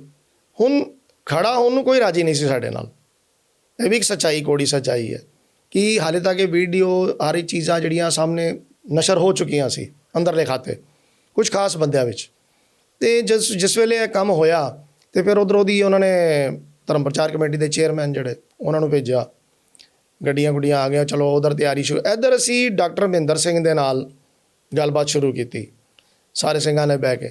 ਉੱਥੇ ਹੀ ਸਾਨੂੰ ਟੇਬਲ 'ਤੇ, ਜਿਸ ਕਮਰੇ 'ਚ ਬੈਠੇ ਉਸੇ ਟੇਬਲ ਦੇ ਉੱਤੇ ਹੀ ਨਾਲ ਡੱਬੇ ਪਏ, ਨਾਲ ਹੋਰ ਸਮਾਨ ਪਿਆ, ਉੱਥੇ ਹੀ 2 ਦਸਮ ਗ੍ਰੰਥ ਦੇ ਹਸਤਲਿਖਤ ਸਰੂਪ ਵੀ ਪਏ ਹੋਏ, ਓਪਨਲੀ ਮਤਲਬ ਰੁਮਾਲਿਆਂ 'ਚ ਲਪੇਟੇ ਉਹ ਜੀ ਟੇਬਲ 'ਤੇ ਰੱਖੇ ਹੋਏ।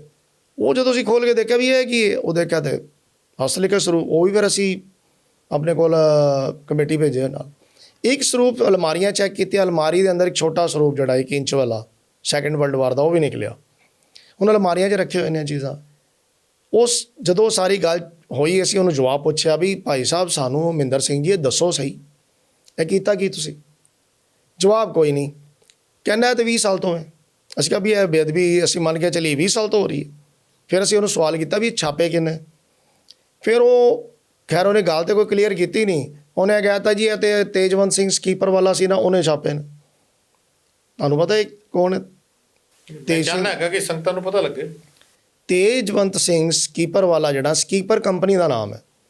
ਤੇਜਵੰਤ ਸਿੰਘ ਉਹ ਸ਼ਖਸ ਹੈ, ਆਪ ਨੂੰ ਯਾਦ ਹੋਏਗਾ ਕਿ ਆਪਰੇਸ਼ਨ ਬਲੂ ਸਟਾਰ 'ਚ ਜਦੋਂ ਫੌਜਾਂ ਚੜ੍ਹੀਆਂ ਨੇ ਤੇ ਉਸ ਆਪਰੇਸ਼ਨ ਦੇ ਅੰਦਰ ਤੋਪਾਂ ਔਰ ਟੈਂਕਾਂ ਨਾਲ ਅਕਾਲ ਤਖ਼ਤ ਸਾਹਿਬ ਨੂੰ ਢਾਹ ਢੇਰੀ ਕਰਤਾ ਗਿਆ ਸੀਗਾ। ਹੁਣ ਜਿਸ ਵੇਲੇ ਢਾਹ ਢੇਰੀ ਕੀਤਾ ਤੇ ਇਹ ਜਦੋਂ ਦਰਬਾਰ ਸਾਹਿਬ ਖੁੱਲ੍ਹਣਾ ਸੀ ਤੇ ਇਹਨਾਂ ਇੰਦਰਾ ਗਾਂਧੀ ਦੀ ਸਰਕਾਰ ਨੇ ਇਹਨਾਂ ਨੇ ਸਾਰਾ ਮਲਬਾ ਹੋਰ ਸਾਫ਼ ਸਫਾਈ ਕਰਾ ਕੇ ਤੇ 3 ਬੰਦਿਆਂ ਦੀ ਡਿਊਟੀ ਲਗਾਈ, ਜਿਹੜੇ ਇਹਨਾਂ ਦੇ ਵੱਲ ਦੇ ਬੰਦੇ ਸਨ। ਇੱਕ ਸੀਗਾ ਨਾਮ ਆਉਂਦਾ ਵੇ ਆਪਣਾ ਨਾਨਕਸਰ ਤੋਂ ਨਾਰਾਇਣ ਸਿੰਘ ਦਾ, ਇੱਕ ਆਉਂਦਾ ਬੁੱਢਾ ਦਲ ਤੋਂ ਸੰਤਾ ਸਿੰਘ ਦਾ, ਇੱਕ ਨਾਮ ਆਉਂਦਾ ਵੇ ਤੇਜਵੰਤ ਸਿੰਘ ਸਕੀਪਰ ਵਾਲੇ ਦਾ, ਕੰਸਟਰਕਸ਼ਨ ਵਾਲਾ ਬੰਦਾ ਹੈ, ਕੰਸਟਰਕਸ਼ਨ ਕੰਪਨੀ ਇਹਦੀ। ਇਹ 3 ਬੰਦਿਆਂ ਨੇ ਉਹ ਸੇਵਾ ਕਰਾਈ ਤੇ ਬਾਅਦ 'ਚ ਇਹਨਾਂ ਨੂੰ ਸਜ਼ਾ ਲੱਗੀ ਅਕਾਲ ਤਖਤ ਸਾਹਿਬ ਤੋਂ। ਤੇ ਤੇਜਵੰਤ ਮੇਰੇ ਖਿਆਲ ਅੱਜ ਤੱਕ ਭਗੌੜਾ ਹੈ, ਸ਼ਾਇਦ ਪੰਚੋ ਛੇਕਿਆ ਹੋਇਆ ਬੰਦਾ। ਹੁਣ ਜਦੋਂ ਇਹ ਤਾਂ ਪਤਾ ਲੱਗੀਆਂ ਗੱਲਾਂ ਜਦੋਂ ਇਹਦੀ ਪਿਛੋਕੜ 'ਚ ਗਏ ਨਾ ਪੁਰਾਣੇ ਬੰਦਿਆਂ ਨਾਲ। ਹੁਣ 40 ਸਾਲ ਪਿੱਛੇ ਜਾਣਾ ਸੀ, ਇਹਨੂੰ ਪੁੱਛਿਆ, ਕਹਿੰਦਾ ਜੀ ਇਹ ਤਾਂ 37 ਸਾਲ ਪੁਰਾਣੀ ਗੱਲ ਹੈ। ਮੈਂ ਜੀ ਹੁਣ ਤੁਸੀਂ 20 ਸਾਲ ਕਹਿ ਰਹੇ ਸੀ, ਹੁਣ ਤੁਸੀਂ 37 ਸਾਲ 35 ਸਾਲ ਦੇ ਪਿੱਛੇ ਆ ਗਏ। ਇਸ ਭਾਈ ਵੀਰ ਸਿੰਘ ਸਦਨ ਦੇ ਅੰਦਰ ਪ੍ਰੈਸ ਹੁੰਦੀ ਸੀ, ਪ੍ਰੈਸ ਵੀ ਹੌਲੀ ਹੌਲੀ ਖਤਮ ਕਰ ਦਿੱਤੀ ਗਈ। ਤੇ ਜਿਸ ਵੇਲੇ ਅਸੀਂ ਹੋਰਾਂ ਦੀ ਮਤਲਬ ਇਹਨੇ ਤਾਂ ਸਾਨੂੰ ਕੁਝ ਨਹੀਂ ਦੱਸਿਆ, ਇਹਨੇ ਤਾਂ ਇਹ ਹੈਗਾ ਵੀ 35 ਸਾਲ 20 ਸਾਲ ਪੁਰਾਣੀ ਗੱਲ ਹੈ, ਤੇਜਵੰਤ ਨੇ ਕੀਤਾ ਸੀ, ਇਹ ਟਿਪਸ ਮਿਲ ਗਈਆਂ ਸਾਨੂੰ ਵੀ ਇਹ ਕੀ ਮਾਮਲਾ ਕੀ ਹੈ। ਅਸੀਂ ਤਾਂ ਫਿਰ ਉਸ ਟਾਈਮ ਇਹ ਕੀਤਾ ਵੀ ਜੋ ਸਾਨੂੰ ਉਸ ਟਾਈਮ ਲੱਗਿਆ, ਹੋਰ ਅਸੀਂ ਤਲਾਸ਼ੀ ਕੀਤੀ ਸਾਰੇ ਸਦਨ ਦੀ।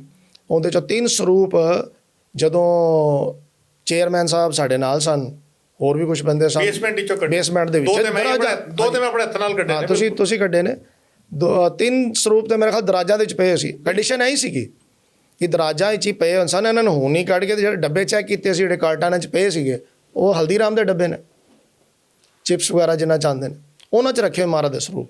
ਨਾ ਕੋਈ ਸਤਿਕਾਰ, ਨਾ ਕੋਈ ਪਿਆਰ, ਨਾ ਕੁਝ। ਐਡੀ ਵੱਡੀ ਸੰਸਥਾ ਅਵਤਾਰ ਸਿੰਘ ਜੀ, ਜਿੱਥੇ ਮੈਂ ਕਹਾਂ ਕਿ ਤੁਸੀਂ ਦੱਸਿਆ ਕਿ ਐਡੀ ਵੱਡੀ ਲਾਇਬ੍ਰੇਰੀ ਕਿ ਸ਼ਾਇਦ ਆਦੀ ਰੇਡੀ ਐਸਜੀਪੀਸੀ ਦਿੱਲੀ ਕਮੇਟੀ ਕੋਲ ਨਹੀਂ ਹੈ, ਬਿਲਕੁਲ ਨਹੀਂ ਹੈ। ਉਹੀਓ ਜੀ ਸੰਸਥਾ ਦਾ ਇੰਨਾ ਬੁਰਾ ਹਾਲ। ਦੇਖੋ ਸੰਸਥਾ ਵੱਡੀ ਜ਼ਰੂਰ ਹੈ, ਉਹਦੇ ਤੇ ਬੰਦੇ ਵੀ ਵੱਡੇ ਜ਼ਰੂਰ ਨੇ, ਮਸੰਦ ਬੈਠੇ ਨੇ। ਜੇ ਉਹਨਾਂ ਦੇ ਮਨ ਦੇ ਅੰਦਰ ਗੁਰੂ ਦਾ ਸਤਿਕਾਰ ਔਰ ਭਾਵਨਾ ਹੀ ਨਹੀਂ ਹੈ, ਉਸ ਗੱਲ ਤੋਂ ਸਖਣੇ ਨੇ, ਤੇ ਫਿਰ ਤਾਂ ਕੋਈ ਫਾਇਦਾ ਹੀ ਨਹੀਂ ਨਾ। ਨਹੀਂ, ਮੈਂ ਉਹੀਓ ਗੱਲ ਫਿਰ ਕਹਿੰਦਾ, ਤੁਹਾਡੇ ਸਾਹਮਣੇ ਮਸੰਦ ਬੈਠੇ ਨੇ। ਸਿੱਖ ਕੀ ਹੈ? ਸਿੱਖ ਭਾਵਨਾ ਦਾ ਪੁਤਲਾ ਹੈ ਨਾ। ਜੇ ਸਿੱਖ ਮੰਨਦਾ ਹੈ ਤੇ ਗੁਰੂ ਹੈ, ਨਾ ਮੰਨੇ ਤੇ ਕਹੇ ਚਲੋ ਜੀ ਗ੍ਰੰਥ ਹੀ ਹੈ। ਜਿਹਨੇ ਮੰਨਣਾ ਨਾ, ਜਿਹਦਾ ਸੇ ਗੁਰੂ ਹੈ, ਜਾਂ ਤੇ ਅਸੀਂ ਜੋ ਕਹਿੰਦੇ ਆ ਜਾਗਦੀ ਜੋਤ, ਹਾਜ਼ਰਾ ਜ਼ਹੂਰ, ਜ਼ਹਿਰਾ ਜ਼ਹੂਰ, ਕਲਯੁਗ ਕੇ ਬਹੁਤ ਨਾਮ ਕੇ ਜਹਾਜ਼, ਪਤਾ ਨਹੀਂ ਕਿੰਨੇ ਸ਼ਬਦ ਸਿੱਖ ਪਿਆਰ ਨਾਲ ਪੜ੍ਹਦਾ। ਸਵੇਰੇ ਦਰਬਾਰ ਸਾਹਿਬ ਜੋ ਪੇਸ਼ਕਾਰਾ ਮਹਾਰਾਜ ਦੇ ਸਾਹਮਣੇ ਹੁੰਦਾ ਹੈ, ਦੇਖੋ ਜੋ ਤੇ ਮੰਨੇ ਉਹਦੇ ਵਾਸਤੇ ਤੇ ਪ੍ਰਤੱਖ ਹੈ। ਉਹ ਆਪਾਂ ਬਾਣੀ 'ਚ ਨਹੀਂ ਪੜ੍ਹਦੇ। ਹੁਣ ਜਦੋਂ ਸਤਿਗੁਰ ਸੱਚੇ ਪਾਤਸ਼ਾਹ ਕਲਗੀਧਰ ਗੁਰੂ ਗਰੀਬ ਨਿਵਾਜ ਨੇ ਜਿਸ ਵੇਲੇ ਨਾਂਦੇੜ ਦੇ ਵਿੱਚ ਮਹਾਰਾਜ ਸੱਚੇ ਪਾਤਸ਼ਾਹ ਨੂੰ ਗੁਰਿਆਈ ਬਖਸ਼ ਦਿੱਤੀ ਨਾ, ਤੇ ਫਿਰ ਤਾਂ ਗੱਲ ਹੀ ਮੁੱਕ ਜਾਂਦੀ। ਉਸ ਤੋਂ ਬਾਅਦ ਉਸ ਤੋਂ ਉੱਤੇ ਤਾਂ ਕੋਈ ਨਹੀਂ। ਫਿਰ ਅਸੀਂ ਪੜ੍ਹਨੇ ਆ, ਵਾਹੋ ਵਾਹੋ ਬਾਣੀ ਨਿਰੰਕਾਰ ਹੈ, ਤਿਸ ਜੇਵੜ ਵਰ ਨਾ ਕੋਈ। ਇਸ ਤੋਂ ਉੱਤੇ ਤਾਂ ਹੈ ਹੀ ਕੁਛ ਨਹੀਂ। ਮੈਂ ਇਤਿਹਾਸ 'ਚ ਜਾਵਾਂ, ਅਗਰ ਤੁਹਾਨੂੰ ਇੱਕ ਗੱਲ ਕਹਾਂ, ਤੁਸੀਂ ਦਰਬਾਰ ਸਾਹਿਬ ਗਏ ਹੋ? ਹਰ ਸਿੱਖ ਗਿਆ ਦਰਬਾਰ। ਹਾਂਜੀ, ਅਕਾਲ ਤਖਤ ਸਾਹਿਬ ਤੇ ਜਾਣਾ, ਜਾ ਕੇ ਜਿੱਥੇ ਮਹਾਰਾਜ ਦਾ ਸੁਖਾਸਣ ਹੁੰਦਾ ਨਾ, ਮੈਂ ਆਪ ਜੀ ਦੇ ਰਾਹੀਂ ਸੰਗਤਾਂ ਨੂੰ ਵੀ ਬੇਨਤੀ ਕਰਨਾ ਚਾਹੁੰਦਾ ਕਿ ਕਦੀ ਵੀ ਜਾਓ, ਤੇ ਸ਼ਾਇਦ ਸੰਗਤਾਂ ਧਿਆਨ ਦਿੰਦੀਆਂ ਨੇ, ਨਹੀਂ ਦਿੰਦੀਆਂ ਮੈਂ ਨਹੀਂ ਕਹਿ ਸਕਦਾ, ਬਹੁਤੇ ਧਿਆਨ ਵੀ ਦਿੰਦੇ ਨੇ ਜਿਨ੍ਹਾਂ ਨੇ ਸਾਖੀ ਸੁਣੀ ਹੋਏਗੀ। ਕਹਿੰਦੇ ਜਿਸ ਵੇਲੇ 5ਵੇਂ ਪਾਤਸ਼ਾਹ ਨੇ ਆਦ ਗ੍ਰੰਥ ਤਿਆਰ ਕੀਤਾ ਨਾ, ਜਿਹਦੇ 'ਚ 9ਵੇਂ ਪਾਤਸ਼ਾਹ ਦੀ ਬਾਣੀ ਦਰਜ ਨਹੀਂ ਸੀ, ਉਹ ਗ੍ਰੰਥ ਜਿਹੜਾ ਸੀਗਾ, ਜਿਹਨੂੰ ਕਰਤਾਰਪੁਰੀ ਵਾਲੀ ਬੀੜ ਵੀ ਕਹਿੰਦੇ ਨੇ, ਉਸ ਦਾ ਜਦੋਂ ਮਹਾਰਾਜ ਨੇ ਪਹਿਲੀ ਵਾਰੀ ਬਾਬਾ ਬੁੱਢਾ ਜੀ ਨੂੰ ਕਹਿ ਕੇ ਹੁਕਮ ਲਿਆ, ਤੇ ਹੁਕਮਨਾਮਾ ਆਇਆ, ਸੰਤਾਂ ਕੇ ਕਾਰਜ ਆਪ ਖਲੋਇਆ, ਹਰ ਕੰਮ ਕਰਾਣਾ ਆਇਆ ਰਾਮ। ਤੇ ਉਹ ਜਦੋਂ ਹੁਕਮਨਾਮੇ ਤੋਂ ਬਾਅਦ ਜਦੋਂ ਮਹਾਰਾਜ ਦਾ ਆਪਣਾ ਉਸ ਕੋਠਾ ਸਾਹਿਬ ਦੇ 'ਚ ਪਲੰਘ ਹੈ, ਜਿੱਥੇ ਸਤਿਗੁਰੂ 5ਵੇਂ ਪਾਤਸ਼ਾਹ ਗੁਰੂ ਅਰਜਨ ਦੇਵ ਜੀ ਮਹਾਰਾਜ ਆਪ ਬਿਰਾਜਮਾਨ ਹੁੰਦੇ ਸਨ ਔਰ ਆਪ ਆਰਾਮ ਕਰਦੇ ਸਨ ਪਲੰਘ 'ਤੇ। ਪਰ ਉਸ ਦਿਨ ਤੋਂ ਬਾਅਦ ਸਤਿਗੁਰੂ ਸੱਚੇ ਪਾਤਸ਼ਾਹ ਨੇ ਆਪ ਆਪਣਾ ਚਾਦਰਾ ਪਲੰਘ ਦੇ ਨੀਚੇ ਵਿਛਾ ਲਿਆ ਤੇ ਗ੍ਰੰਥ ਸਾਹਿਬ ਨੂੰ ਉੱਤੇ ਰੱਖਿਆ, ਉੱਤੇ ਬਿਰਾਜਮਾਨ ਕੀਤਾ। ਔਰ ਜਦ ਤੱਕ ਰਹੇ ਮਹਾਰਾਜ ਦੇ ਰੂਪ ਵਿੱਚ, ਤੇ ਮਹਾਰਾਜ ਨੀਚੇ ਸੌਂਦੇ ਰਹੇ, ਗ੍ਰੰਥ ਸਾਹਿਬ ਉੱਤੇ ਰਹੇ। ਇੰਨਾ ਦਰਜਾ ਹੈ ਗੁਰੂ ਗ੍ਰੰਥ ਸਾਹਿਬ ਮਹਾਰਾਜ ਸੱਚੇ ਪਾਤਸ਼ਾਹ ਦਾ। ਮਤ ਕੋਈ ਸਿੱਖ, ਸਾਡੇ ਲੀਡਰਾਂ ਨੇ ਜਾਂ ਇਹ ਜੇ ਮਸੰਦਾਂ ਨੇ ਕੀ ਹਾਲ ਕਰਤਾ ਸਾਹਿਬ ਸ਼ੁਰੂ, ਮਤ ਕੋਈ ਸਿੱਖ ਸਮਝੇ ਕਿ ਗੁਰੂ ਗ੍ਰੰਥ ਸਾਹਿਬ ਖਾਲੀ ਗ੍ਰੰਥ ਹੈ। ਉਹ ਆਪ ਹਰ ਇੱਕ ਰੂਪ ਵਿੱਚ ਹੈ, ਉਹ ਸਰਗੁਣ ਵੀ ਹੈ, ਨਿਰਗੁਣ ਵੀ ਹੈ। ਤੇ ਜੇ ਭਾਵਨਾ ਨਹੀਂ ਹੈ ਸਾਡੀ ਸੱਚੀ, ਹੁਣ ਬਾਣੀ ਨਹੀਂ ਮਹਾਰਾਜ ਸੱਚੇ ਪਾਤਸ਼ਾਹ ਕਹਿੰਦੇ, ਬਾਣੀ ਗੁਰੂ ਹੈ ਬਾਣੀ, ਵਿੱਚ ਬਾਣੀ ਅੰਮ੍ਰਿਤ ਸਾਰੇ, ਗੁਰਬਾਣੀ ਕਹੈ ਸੇਵਕ ਜਨ ਮਾਨੇ, ਪ੍ਰਤੱਖ ਗੁਰੂ ਨਿਸਤਾਨੇ। ਤੁਹਾਡੀ ਭਾਵਨਾ ਦੇ ਹੋਵੇ, ਤੁਸੀਂ ਭਾਵਨਾ ਕਰਕੇ ਅਰਦਾਸਾ ਸੋਧੋ ਮਹਾਰਾਜ ਦੇ ਸਾਹਮਣੇ, ਮਹਾਰਾਜ ਸੱਚੇ ਪਾਤਸ਼ਾਹ ਦੇਖੋ ਕੀ ਨਹੀਂ ਦਿੰਦੇ ਤੁਹਾਨੂੰ। ਹੁਣ ਜੇ ਤੁਸੀਂ ਕਰਨਾ ਹੀ ਹੁੰਦਾ ਤਾਂ ਬਿਜ਼ਨਸ ਹੈ, ਕਰਨੀ ਦੁਕਾਨਦਾਰੀ ਹੈ। ਹੁਣ ਮੈਂ ਤੁਹਾਨੂੰ ਪਿਛਲੇ ਦੀ ਗੱਲ ਲੈ ਜਾਵਾਂ ਕਿ ਜਦ ਤੱਕ ਇਹ ਛਪਾਈ ਦਾ ਮਤਲਬ ਜਿਹੜੀ ਬਿਨਾਂ ਆਗਿਆ ਦੇ ਪਰਮਿਸ਼ਨ ਸੀ ਨਾ, ਚਤਰ ਸਿੰਘ ਜੀਵਨ ਸੰਘ ਵਾਲੇ ਵੀ ਛਾਪ, ਮੈਂ ਉਸੇ ਸਵਾਲ ਉੱਤੇ ਤੁਹਾਡੇ ਵੱਲ ਆ ਰਿਹਾ ਸੀ ਕਿ ਗੁਰੂ ਗ੍ਰੰਥ ਸਾਹਿਬ ਜਾਂ ਜਿੰਨੀ ਵੀ ਸਾਡੀ ਪਵਿੱਤਰ ਬਾਣੀਆਂ ਨੇ ਉਹਨਾਂ ਨੂੰ ਪ੍ਰਿੰਟ ਕਰਨ ਦਾ ਅਧਿਕਾਰ ਸਿਰਫ ਦੋ ਸੰਸਥਾਵਾਂ ਕੋਲ ਹੈ, ਦਿੱਲੀ ਸਿੱਖ ਗੁਰਦੁਆਰਾ ਪ੍ਰਬੰਧਕ ਕਮੇਟੀ ਕੋਲ ਤੇ ਉਸ ਤੋਂ ਪਹਿਲੇ ਸ਼੍ਰੋਮਣੀ ਗੁਰਦੁਆਰਾ ਪ੍ਰਬੰਧਕ ਕਮੇਟੀ ਕੋਲ। ਮਗਰ ਭਾਈ ਚਤਰ ਸਿੰਘ, ਜੀਵਨ ਸਿੰਘ ਵੀ ਪ੍ਰਿੰਟ ਕਰਦੇ ਰਹੇ। ਅੱਜ ਤੋਂ ਥੋੜੇ ਟਾਈਮ ਪਹਿਲੇ ਦੀ ਗੱਲ ਕਰ ਲਈਏ, ਕਿਸੇ ਬੰਦੇ ਨੇ ਚਾਈਨਾ 'ਚ ਜਾ ਕੇ ਵੀ ਪ੍ਰਿੰਟ ਕਰਾਏ, ਉਹ ਸਾਰਾ ਮਸਲਾ ਵੀ ਹੈ। ਭੁਪਿੰਦਰ ਸਿੰਘ ਨਾਮ ਦੇ ਬੰਦੇ ਦਾ ਵੀ ਮਸਲਾ ਸ਼੍ਰੀ ਅਕਾਲ ਤਖਤ ਸਾਹਿਬ ਪਹੁੰਚਿਆ। ਭਾਨੂ ਮੂਰਤੀ ਦੀ ਗੱਲ ਕਰੀਏ, ਉਹਨੇ ਵੀ। ਇਹ ਸਾਰੇ ਮਸਲਿਆਂ ਨਾਲ ਤੁਸੀਂ ਵੀ ਜੁੜੇ ਰਹੇ ਹੋ, ਇਹ ਕੀ ਸਾਰੇ ਮਸਲੇ ਨੇ? ਦੇਖੋ, ਇਹ ਮਸਲੇ ਤੇ ਬਹੁਤ ਗਹਿਰੇ ਔਰ ਬਹੁਤ ਡੂੰਘੇ ਨੇ। ਦੇਖੋ, ਇਹਦਾ ਅਗਰ ਹੁਣ ਜਿਵੇਂ ਅਕਾਲ ਤਖਤ ਸਾਹਿਬ ਦੀ ਗੱਲ ਜ਼ਿਕਰ ਤੁਹਾਡੇ ਨਾਲ ਕੀਤਾ ਸੀ, ਹੁਣ ਦੇਖੋ ਸਰਕਾਰਾਂ ਜੋ ਪਿੱਛੋਂ ਬੈਕ ਐਂਡ ਤੋਂ ਪਰਦੇ ਦੇ ਪਿੱਛੋਂ ਰੋਲ ਨਿਭਾਉਂਦੀਆਂ ਨੇ, ਉਹ ਤਾਂ ਬੜੀਆਂ ਗਹਿਰੀਆਂ ਨੇ। ਉਹ ਪਾਲਿਸੀਜ਼ ਬਣਾਉਂਦੀਆਂ ਨੇ, ਪਾਲਿਸੀ ਬਣਾ ਕੇ ਦੇਖਦੀਆਂ ਨੇ ਵੀ ਇਹਦਾ ਅਸਰ ਕਿਹੜੀ ਜਗ੍ਹਾ ਤੇ ਕੀ ਹੋਏਗਾ। ਜਿਹੜਾ ਵੈਰੀ ਸੀ ਉਹਦੇ ਮਹਾਰਾਜ ਦੇ ਸਮੇਂ ਤੋਂ, ਪੰਜਵੇਂ ਪਾਤਸ਼ਾਹ ਦੇ ਸਮੇਂ ਤੋਂ ਹੀ ਚੱਲ ਪਿਆ ਸੀ ਨਾਲ।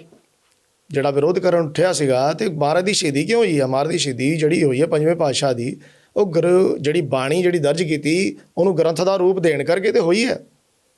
ਅਗਰ ਉਹਦੇ ਤੁਸੀਂ ਸਿੱਟੇ ਦੇਖੋ, ਜਿਹੜੇ ਝੋਲੀ ਚੁੱਕ ਜਿਹੜੇ ਸੋ ਕਾਲਡ ਭਗਤ ਸਨ, ਕਾਨਾ ਤੇ ਪੀਨੂ ਵਰਗੇ ਹੋਰ ਵੀ ਸਨ, ਜਿਹੜੇ ਚਾਹੁੰਦੇ ਸਨ ਵੀ ਸਾਡੀ ਵੀ ਬਾਣੀ ਦਰਜ ਹੋਵੇ, ਪਰ ਉਹ ਜਦੋਂ ਪਰਮੇਸ਼ਰ ਦੇ ਪੈਰਾਮੀਟਰ ਤੇ ਜੋ ਸਿਧਾਂਤ ਸੀ ਉਹਦੇ ਤੇ ਖਰੀ ਨਹੀਂ ਉਤਰਦੀ ਸੀ, ਤੇ ਮਹਾਰਾਜ ਨੇ ਲਈ ਨਹੀਂ।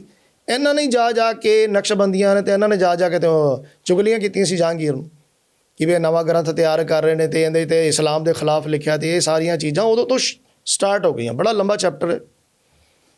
ਉਸ ਤੋਂ ਬਾਅਦ ਜਿਹੜਾ ਸਰਕਾਰਾਂ ਨੇ, ਮੈਂ ਅਕਾਲ ਤਖਤ ਸਾਹਿਬ ਦੀ ਗੱਲ ਤਾਂ ਕਰ ਗਿਆ, ਭਲੇ ਹੀ ਇੰਦਰਾ ਗਾਂਧੀ ਨਈ ਸਰਕਾਰ ਨੇ ਸ਼੍ਰੀ ਅਕਾਲ ਤਖਤ ਸਾਹਿਬ ਦੇ ਤੋਪ ਤੇ ਉਹ ਟੈਂਕਾਂ ਨਾਲ ਹਮਲਾ ਕਰਵਾ ਕੇ ਉਸ ਦੀ ਇਮਾਰਤ ਨੂੰ ਨੁਕਸਾਨ ਪਹੁੰਚਾਇਆ, ਢਾਹ ਢੇਰੀ ਕੀਤਾ। ਪਰ ਉਹ ਅਕਾਲ ਤਖਤ ਜਿਹੜਾ ਸਿੱਖਾਂ ਦੇ ਹਿਰਦੇ ਦੇ ਅੰਦਰ ਉਹ ਐਸਾ ਮਜ਼ਬੂਤ ਬਣਿਆ ਕਿ ਉਹ ਹਰ ਸਿੱਖ ਦੇ ਅੰਦਰ ਉਹ ਇਮਾਰਤ ਤਿਆਰ ਹੋ ਗਈ, ਉਹਦੇ ਦਿਮਾਗ ਦੇ ਅੰਦਰ ਤਿਆਰ ਹੋ ਗਈ। ਹੁਣ ਉਸ ਸਮੇਂ 84 ਤੋਂ ਬਾਅਦ ਇੱਕ ਗੱਲ ਬੜੀ ਪ੍ਰਚਲਿਤ ਸੀ ਸਾਰੇ ਸਿੱਖਾਂ ਦੇ ਵਿੱਚ, ਉਹ ਇਹ ਸੀ ਵੀ ਸਿੱਖ ਨੂੰ ਸਿੱਖ ਮਾਰੇ ਜਾਂ ਮਾਰੇ ਕਰਤਾਰ। ਬਿਲਕੁਲ, ਇਹ ਬੜੀ ਮਸ਼ਹੂਰ ਗੱਲ ਸੀ। ਕਿਸੇ ਕੁੰਜ ਫਿਜ਼ੀਕਲੀ ਨਹੀਂ ਮਰਦੇ, ਕਿਉਂਕਿ ਬਹੁਤ ਵੱਡਾ ਹਮਲਾ ਹੋਇਆ ਸੀ। ਅਗਰ ਅਸੀਂ ਅਬਦਾਲੀ ਦਾ ਵੀ ਪੜ੍ਹ ਲਈਏ ਜਾਂ ਘੱਲੂਘਾਰਾ ਵੀ ਪੜ੍ਹ ਲਈਏ, ਤਾਂ ਸਿੱਖ ਮਾਰਿਆ ਜਿਹੜਾ ਮੁੱਕਣ ਵਾਲੀ ਚੀਜ਼ ਨਹੀਂ। ਇਹ ਕਲਗੀਧਰ ਦਾ ਪੰਥ ਹੈ, ਇਹਨੇ ਨਹੀਂ ਮੁੱਕਣਾ। ਸਰਕਾਰਾਂ ਮੁੱਕ ਜਾਣਗੀਆਂ, ਸਲਤਨਤ ਜਿਹੜੀਆਂ ਮੁੱਕ ਜਾਣਗੀਆਂ। ਵਿਸ਼ੇ ਦੀ ਗੱਲ ਸਿਰਫ ਇੰਨੀ ਹੈ ਕਿ ਜਿਸ ਵੇਲੇ ਅਕਾਲ ਤਖਤ ਸਾਹਿਬ ਜਿਹੜਾ ਢਾਹ ਢੇਰੀ ਹੋਣ ਤੋਂ ਬਾਵਜੂਦ ਫਿਰ ਦੁਬਾਰਾ ਤੋਂ ਬਣਿਆ, ਪਰ ਸਰਕਾਰ ਨੂੰ ਇਹ ਗੱਲ ਚੁਭਣੀ ਸ਼ੁਰੂ ਹੋ ਗਈ ਵੀ ਇਹ ਤਾਂ ਅੰਦਰ ਬੜਾ ਮਜ਼ਬੂਤ ਬਣ ਗਿਆ, ਹੁਣ ਇਹਨਾਂ ਦੇ ਇੱਥੋਂ ਕਿਵੇਂ ਖ਼ਤਮ ਕਰੀਏ। ਉਹਦੇ ਕਰਕੇ ਜਿਹੜਾ ਹੈ ਨਾ, ਜਿਹੜੀਆਂ ਪਾਲਿਸੀ ਸਾਡੇ ਖਿਲਾਫ ਬਣੀਆਂ ਨਾ, ਉਹ ਤੁਹਾਡੀ ਬੁੱਧ 'ਤੇ ਹਮਲਾ ਕਰਨ ਦੀ ਬਣੀਆਂ ਨੇ। ਹੁਣ ਤੁਹਾਡਾ ਹਰ ਹਮਲਾ ਜਿਹੜਾ ਨਾ ਸਰਕਾਰ ਦਾ, ਏਜੰਸੀਆਂ ਦਾ, ਉਹ ਤੁਹਾਡੀ ਸੋਚ ਦੇ ਉੱਤੇ ਵੇ, ਉਹ ਤੁਹਾਡੇ ਫਿਜ਼ੀਕਲ ਦੇ ਉੱਤੇ ਨਹੀਂ। ਉਹਨਾਂ ਨੂੰ ਪਤਾ ਵੀ ਇਹ ਇਹਨਾਂ ਦੀ ਸੋਚ ਖਤਮ ਕਰ ਦਿਓ। ਅਬਦਾਲੀ ਨੇ ਕੀ ਕੀਤਾ ਸੀ ਮੈਨੂੰ ਦੱਸੋ? ਅਬਦਾਲੀ ਨੇ ਵੀ ਤੇ ਸਰੋਵਰ ਨੂੰ ਪੂਰ ਦਿੱਤਾ ਸੀ, ਔਰ ਅਬਦਾਲੀ ਨੇ ਦਰਬਾਰ ਸਾਹਿਬ ਦੀ ਜਿਹੜੀ ਇਮਾਰਤ ਪੰਜਵੇਂ ਪਾਤਸ਼ਾਹ ਨੇ ਤਿਆਰ ਕਰਵਾਈ ਸੀ ਆਪਣੇ ਹੱਥੀਂ, ਉਹਨੂੰ ਤਾਂ ਤੋਪਾਂ ਨਾਲ ਉਡਾ ਦਿੱਤਾ ਸੀ। ਇਹ ਤਾਂ ਬਾਅਦ 'ਚ ਦਲ ਜਿਹੜਾ ਪੰਥ ਸੀਗਾ, ਦਲ ਖਾਲਸਾ, ਉਹਨਾਂ ਨੇ ਇਮਾਰਤ ਉਸ ਤੋਂ ਬਾਅਦ ਦੁਬਾਰਾ ਤਿਆਰ ਕਰਵਾਈ ਹੈ। ਸੋ ਗੱਲ ਸਿਰਫ ਇੰਨੀ ਹੈ ਕਿ ਸਰਕਾਰਾਂ ਅੱਜ ਲੱਗੀਆਂ ਨੇ, ਏਜੰਸੀਆਂ ਲੱਗੀਆਂ ਨੇ ਤੁਹਾਡੀ ਸੋਚ ਦੇ ਉੱਤੇ ਹਮਲਾ ਕਰਨ। ਉਸ ਦਾ ਨਤੀਜਾ ਕੀ ਹੈ ਕਿ ਉਹਨਾਂ ਨੂੰ ਪਤਾ ਹੈ ਕਿ ਵੀ ਅਸੀਂ ਤਾਂ ਪਛਾਣੇ ਜਾਂਦੇ ਹਾਂ, ਸਾਹਮਣੇ ਜਾ ਕੇ ਲੜਦੇ ਹਾਂ, ਬਾਅਦ ਸਾਨੂੰ ਬੜੀਆਂ ਭੁਗਤਣੀਆਂ ਪੈਂਦੀਆਂ। ਹੁਣ ਤੁਸੀਂ ਦੇਖੋ 1984 ਤੋਂ ਬਾਅਦ ਸਰਕਾਰਾਂ ਤਬਾਹ ਹੋ ਗਈ। ਪੂਰੀ ਕਾਂਗਰਸ ਮੱਥਾ ਲਾ ਕੇ ਇੰਦਰਾ ਨਰਕਾਂ ਚਲੇ ਗਈ, ਅਤੇ ਪੂਰੀ ਜਿਹੜੀ ਕਾਂਗਰਸ ਪਾਰਟੀ ਹੈ ਉਹਦੇ ਹਾਸ਼ੀਏ 'ਤੇ ਖੜੀ ਤੁਹਾਨੂੰ ਸਭ ਨੂੰ ਨਜ਼ਰ ਆ ਹੀ ਰਿਹਾ। ਭਲੇ ਹੀ ਜਿਹੜੀ ਅੱਜ ਮੌਜੂਦਾ ਸਰਕਾਰ ਹੈ ਇਹਨੇ ਵੀ ਰੋਲ ਘੱਟ ਨਹੀਂ ਨਿਭਾਇਆ, ਇਹ ਮੈਂ ਕਹਿ ਦਿਆਂ ਤੁਹਾਨੂੰ। ਹੁਣ ਗੱਲ ਸਿਰਫ ਇੰਨੀ ਚੱਲਦੀ ਪਈ ਹੈ ਕਿ ਅੱਜ ਜਿਹੜਾ ਹਮਲਾ ਹੈ ਉਹ ਸੋਚ ਦੇ ਉੱਤੇ। ਹੁਣ ਸੋਚ ਖਤਮ ਕਿਵੇਂ ਹੋਵੇ? ਹੁਣ ਅਬਦਾਲੀ ਨੂੰ ਕਿਸੇ ਨੇ ਕਿਹਾ ਸੀ ਵੀ ਇਹ ਰਹਿੰਦੇ ਕਿੱਥੇ ਨੇ? ਉਹ ਕਹਿੰਦੇ ਜੰਗਲਾਂ 'ਚ ਰਹਿੰਦੇ ਨੇ, ਬਾਦਸ਼ਾਹ ਇਹਨਾਂ ਦਾ ਘਰ-ਬਾਰ ਤੇ ਕੋਈ ਹੈ ਨਹੀਂ, ਮਾਰੇਗਾ ਕਿੱਥੇ ਇਹਨਾਂ ਨੂੰ? ਬਸ ਇੱਕ ਚੀਜ਼ ਹੈ, ਉੱਥੇ ਜਾਂਦੇ ਨੇ ਦਰਬਾਰ ਸਾਹਿਬ, ਉੱਥੇ ਜਾ ਕੇ ਪਤਾ ਨਹੀਂ ਕਿਹੜੀ ਤਾਕਤ ਮਿਲਦੀ ਹੈ, ਸਰੋਵਰ ਇਸ਼ਨਾਨ ਕਰਦੇ ਨੇ, ਅੰਮ੍ਰਿਤ ਪੀਂਦੇ ਨੇ ਤੇ ਫਿਰ ਜਿਉਂਦੇ ਹੋ ਜਾਂਦੇ ਨੇ। ਉਹ ਕਹਿੰਦਾ ਪਹਿਲੇ ਤਾਂ ਇਹ ਖਤਮ ਕਰੋ। ਉਹਨੇ ਜਾ ਕੇ ਸਰੋਵਰ ਪੂਰ ਦਿੱਤਾ ਤੇ ਨਾਲ ਦਰਬਾਰ ਸਾਹਿਬ ਦੀ ਇਮਾਰਤ 'ਤੇ ਤੋਪਾਂ ਨਾਲ ਹਮਲਾ ਕਰ ਦਿੱਤਾ। ਉਹੀ ਤੁਸੀਂ ਅੱਜ 84 'ਚ ਵੀ ਦੇਖ ਲਿਆ। ਹੁਣ ਅੱਜ ਜੋ ਤਾਕਤ ਲੱਗੀ ਪਈ ਹੈ ਨਾ, ਜੋ ਸਾਡੇ ਖਿਲਾਫ, ਉਹ ਲੱਗੀ ਪਈ ਹੈ ਤੁਹਾਡੀ ਸੋਚ ਦੇ ਉੱਤੇ। ਤੁਹਾਡੇ 'ਚ ਪਤਿਤਪੁਣਾ ਵਧਾ ਦਿੱਤਾ ਗਿਆ, ਤੁਹਾਨੂੰ ਅਲੱਗ-ਅਲੱਗ ਡੇਰਿਆਂ 'ਚ ਵੰਡ ਦਿੱਤਾ ਗਿਆ, ਗੁਰੂਡਮ ਚਲਾ ਦਿੱਤਾ ਗਿਆ। ਨਸ਼ਾ ਤਾਂ ਦੇਖੋ ਪੰਜਾਬ ਵਿੱਚ ਆਉਣਾ ਹੀ ਆਉਣਾ ਸੀਗਾ, ਉਹ ਤਾਂ ਕਾਂਗਰਸ ਦੇ ਟਾਈਮ 'ਤੇ ਹੀ ਸ਼ੁਰੂ ਹੋ ਚੁੱਕਾ ਸੀਗਾ। ਤੇ ਉਹਦੀ ਪ੍ਰੋਬਲਮ ਇਹ ਵੇ ਕਿ ਉਹ ਪੈਸਾ ਇੰਨਾ ਕਿ ਜਿਹੜੇ ਸਾਡੇ ਆਏ ਸੋ ਕਾਲਡ ਤੁਸੀਂ ਨਜ਼ਾਰਾ ਦੇਖ ਹੀ ਲਿਆ ਅਕਾਲੀ ਸਰਕਾਰਾਂ ਦਾ ਵੀ, ਉਹਨਾਂ ਨੇ ਵੀ ਉਹਨੂੰ ਜਾਰੀ ਰਹਿਣ ਦਾ ਵੀ ਜੇਬਾਂ ਤੇ ਭਾਰੀ ਰਹੀਆਂ ਨਾ ਸਾਡੀਆਂ, ਕੌਮ ਜਾਂਦੀ ਢੱਠੇ ਕੂ ਜਿੱਥੇ ਮਰਜ਼ੀ ਜਾਏ, ਇੱਕ ਉਹ ਵੱਖਰਾ ਅਲੱਗ ਵਿਸ਼ਾ। ਤੇ ਦੇਖੋ ਮਾਰ ਤੇ ਚਾਰੋਂ ਤਰਫੋਂ ਘੇਰ ਕੇ ਮਾਰਿਆ ਉਹਨਾਂ ਨੇ। ਹੁਣ ਕੀ ਹੈ ਕਿ ਗੁਰਬਾਣੀ ਦੇ ਉੱਤੇ, ਗੁਰੂ ਗ੍ਰੰਥ ਸਾਹਿਬ ਦੇ ਉੱਤੇ ਲਗਾਤਾਰ ਬੇਅਦਬੀ ਦੇ ਹਮਲੇ ਜਿਹੜੇ ਨਾ ਜਾਰੀ ਨੇ, ਤੁਹਾਨੂੰ ਪਤਾ, ਉਹ ਛੁਪਾਉਣ ਵਾਲੀ ਜਾਂ ਨਾ ਕਹਿਣ ਵਾਲੀ ਗੱਲ ਤੇ ਹੈ ਹੀ ਨਹੀਂ। ਹੁਣ ਉਹਦੇ 'ਚ ਤੁਸੀਂ ਦੇਖੋ ਦਰਬਾਰ ਸਾਹਿਬ ਦੇ ਅੰਦਰ ਤੱਕ ਵੀ ਅਗਲੇ ਨੇ ਵੜ ਕੇ ਹਮਲਾ ਕੀਤਾ, ਬਿਲਕੁਲ ਬੇਅਦਬੀ ਹੋਈ, ਜੰਗਲਾ ਟੱਪਿਆ, ਸ਼ਸਤਰ ਚੱਕਣ ਦੀ ਕੋਸ਼ਿਸ਼ ਔਰ ਕੀਤੀ, ਦੁਨੀਆ ਨੇ ਦੇਖਿਆ। ਜਿਹੜਾ ਤੁਹਾਡਾ ਆਪਣਾ ਮੋਰਿੰਡੇ ਦੀ ਕੋਤਵਾਲੀ ਦੇ ਵਿੱਚ ਵੀ ਹੋਇਆ, ਬਰਗਾੜੀ ਵੀ ਹੋਇਆ, ਸਭ ਕੁਝ ਇਹ ਸਭ ਹੁਣ ਇਹ ਲੋਕ ਜਿਹੜੇ ਕਰਦੇ ਨੇ ਗੈਰ ਸਿੱਖ, ਉਹ ਤਾਂ ਨਜ਼ਰ ਆ ਜਾਂਦਾ ਸਾਰਿਆਂ ਨੂੰ, ਉਹ ਕੌਮ ਖੜੀ ਵੀ ਹੋ ਕੇ ਲਾਲਾ ਲਾਲਾ ਵੀ ਬੜੀ ਮਚਾ ਦਿੰਦੀ। ਔਰ ਜਿਹੜਾ ਆਪਣਾ ਬੰਦਾ ਜਿਹੜਾ ਵਿਕ ਕੇ, ਮੈਂ ਸਿੱਧਾ ਸ਼ਬਦ ਕਹਾਂਗਾ, ਜਿਹੜਾ ਆਪਣਾ ਬੰਦਾ ਵਿਕ ਕੇ ਆਪ ਕਰ ਰਿਹਾ, ਉਹਦਾ ਕੀ ਕਰੋਗੇ? ਉਹਨੂੰ ਤੇ ਤੁਸੀਂ ਆਪ ਹੀ ਰੋਕ ਸਕਦੇ ਹੋ ਨਾ। ਹੁਣ ਹੋਇਆ ਕਿ ਜਿਸ ਵੇਲੇ ਮੈਂ ਤੁਹਾਨੂੰ ਪਿੱਛੇ ਲੈ ਕੇ ਜਾਵਾਂ 2002 ਦੇ 'ਚ ਇਹ ਮਾਮਲਾ ਸ਼ੁਰੂ ਹੁੰਦਾ 1962 'ਚ। ਗੁਰੂ ਪਿਆਰੋ, ਮੈਂ ਵੀਰ ਜੀ ਨਾਲ ਗੱਲ ਕਰ ਰਿਹਾ, ਸ਼ਾਇਦ ਤੁਹਾਨੂੰ ਮੇਰੀ ਗੱਲ ਸਮਝ ਨਾ ਆਵੇ, ਮੈਂ ਇਸ ਕਰਕੇ ਕਲੀਅਰ ਕਰ ਰਿਹਾ। ਇੱਕ ਵੇਮਰਾਜ ਭਾਨੂ ਮੂਰਤੀ ਨਾਮ ਦਾ ਬੰਦਾ ਹੋਇਆ, ਸਨ 1962 ਤੋਂ ਉਹਨੇ ਸੁਖਮਨੀ ਸਾਹਿਬ ਦਾ ਗੁਟਕਾ ਮਤਲਬ ਬਾਣੀ ਜਿਹੜੀ ਹੈ ਉਹਨੂੰ ਟਰਾਂਸਲੇਸ਼ਨ ਕਰਨਾ ਸ਼ੁਰੂ ਕੀਤਾ ਸੀ ਤੇਲਗੂ ਭਾਸ਼ਾ ਦੇ ਵਿੱਚ। ਉਹ ਕਰਦਾ ਜਸਵਿੰਦਰ ਵੀਰ ਜੀ ਉਹਨੂੰ ਲੱਗੇ 35 ਸਾਲ। ਉਹਨੇ 2 ਵਾਰੀ ਵਿੱਚ ਛਾਪਿਆ ਵੀ ਉਹਨੂੰ, ਇੱਕ ਵਾਰੀ ਸਨ 1973 ਦੇ ਅੰਦਰ ਤੇ ਇੱਕ ਵਾਰੀ ਸਨ 1978 ਦੇ ਅੰਦਰ। ਇੱਕ ਵਾਰੀ 1000 ਕਾਪੀ, ਇੱਕ ਵਾਰੀ 2000 ਕਾਪੀ। ਬੜਾ ਲੰਬਾ ਚੈਪਟਰ ਹੈ, ਮੈਂ ਤੁਹਾਨੂੰ ਤਾਂ ਇਨ ਸ਼ਾਰਟ ਦੱਸ ਰਿਹਾ। ਨਹੀਂ, ਮੈਂ ਚਾਹੁੰਦਾ ਹੈਗਾ ਤੁਸੀਂ ਇਹ ਭਾਨੂ ਮੂਰਤੀ ਮਸਲੇ ਦੇ ਉੱਤੇ ਬੋਲੋ, ਕਿਉਂਕਿ ਜਿਹੜੇ ਸਾਡੇ ਵਿਊਅਰਸ ਨੇ ਪੂਰੇ ਵਰਲਡ ਵਿੱਚ ਸਾਡੀ ਇਹ ਪੋਡਕਾਸਟ ਜਾਣਾ, ਸਾਡੀ ਵੀਡੀਓ ਜਾਣੀ ਹੈ। ਮੇਰੇ ਖਿਆਲ ਨਾਲ 99% ਜਿਹੜੇ ਇੰਡੀਆ ਤੋਂ ਬਾਹਰ ਬੈਠੇ ਸਿੱਖ ਨੇ ਜਾਂ ਇੰਡੀਆ ਦੇ ਅੰਦਰ ਬੈਠੇ ਨੇ, ਉਹਨਾਂ ਨੂੰ ਭਾਨੂ ਮੂਰਤੀ ਕੇਸ ਦਾ ਪਤਾ ਹੀ ਨਹੀਂ ਹੋਏਗਾ, ਕਿਸ ਤਰੀਕੇ ਦੇ ਸਾਡੇ ਹਾਲਾਤ ਇੰਡੀਆ ਬੇਦਬੀ ਨਾਲ ਜੁੜੇ ਹੋਏ ਨੇ, ਕਿਵੇਂ ਸਰੂਪ ਛੱਪੇ ਨੇ। ਮੈਂ ਉਹ ਵੀ ਚਾਹੁੰਦਾ ਹੈਗਾ ਕਿ ਉਸ ਕੇਸ ਬਾਰੇ ਤੁਸੀਂ ਜਾਣਕਾਰੀ ਦਿਓ।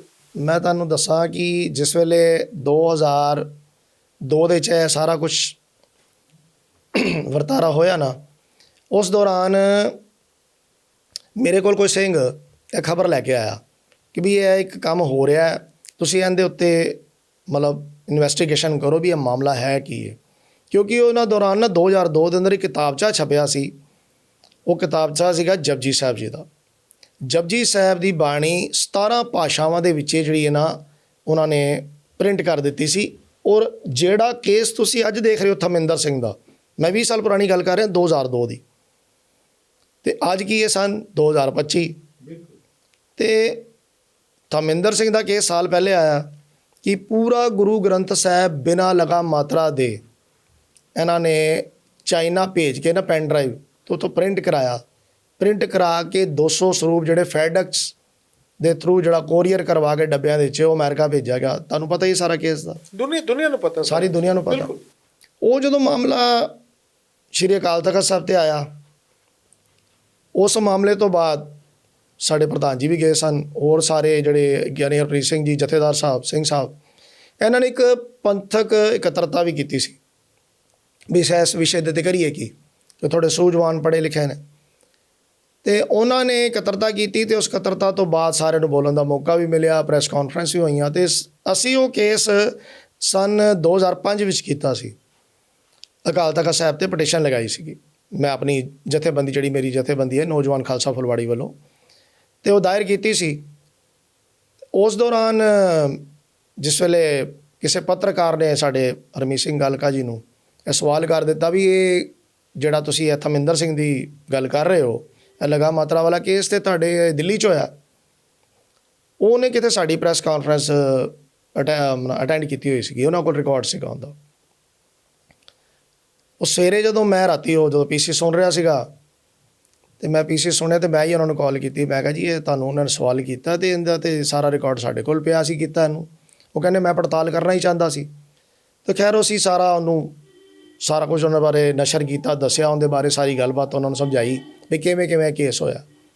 ਭਾਨੂ ਮੂਰਤੀ ਨੇ ਸੁਖਮਨੀ ਸਾਹਿਬ ਉਹਨੂੰ ਟਰਾਂਸਲੇਸ਼ਨ ਕਰਦੇ ਹੋਏ ਆਪਣਾ ਸਨ 73 ਔਰ ਸਨ 78 ਦੇ ਵਿੱਚ ਤੇ ਇਹਨੇ 3000 ਕਾਪੀ ਛਾਪੀ, ਇੱਕ ਵਾਰੀ 1000, ਇੱਕ ਵਾਰੀ 2000, ਉਹ ਵੀ ਕਲਕੱਤੇ ਛਾਪੀ ਇਹਨੇ ਤੇਲਗੂ ਭਾਸ਼ਾ 'ਚ। ਤੁਸੀਂ 50 ਸਾਲ ਪਹਿਲੇ ਦੀ ਗੱਲ ਕਰ ਰਹੇ। ਹਾਂਜੀ, ਤੇ ਸਨ 1973 ਤੋਂ 78 ਤੋਂ ਬਾਅਦ ਜਿਹੜਾ ਆਪਣਾ ਛਪੀਆਂ ਤੇ ਇੱਕ ਸਰਦਾਰ ਸਾਹਿਬ ਸਨ, ਸ਼ਾਇਦ ਉਹਨਾਂ ਦਾ ਨਾਮ ਸੀਗਾ ਰਣਵੀਰ ਸਿੰਘ ਜਾਂ ਰਣਵੀਰ ਸਿੰਘ, ਰਿਕਾਰਡ 'ਚ ਹੈਗਾ ਮੇਰੇ ਕੋਲ।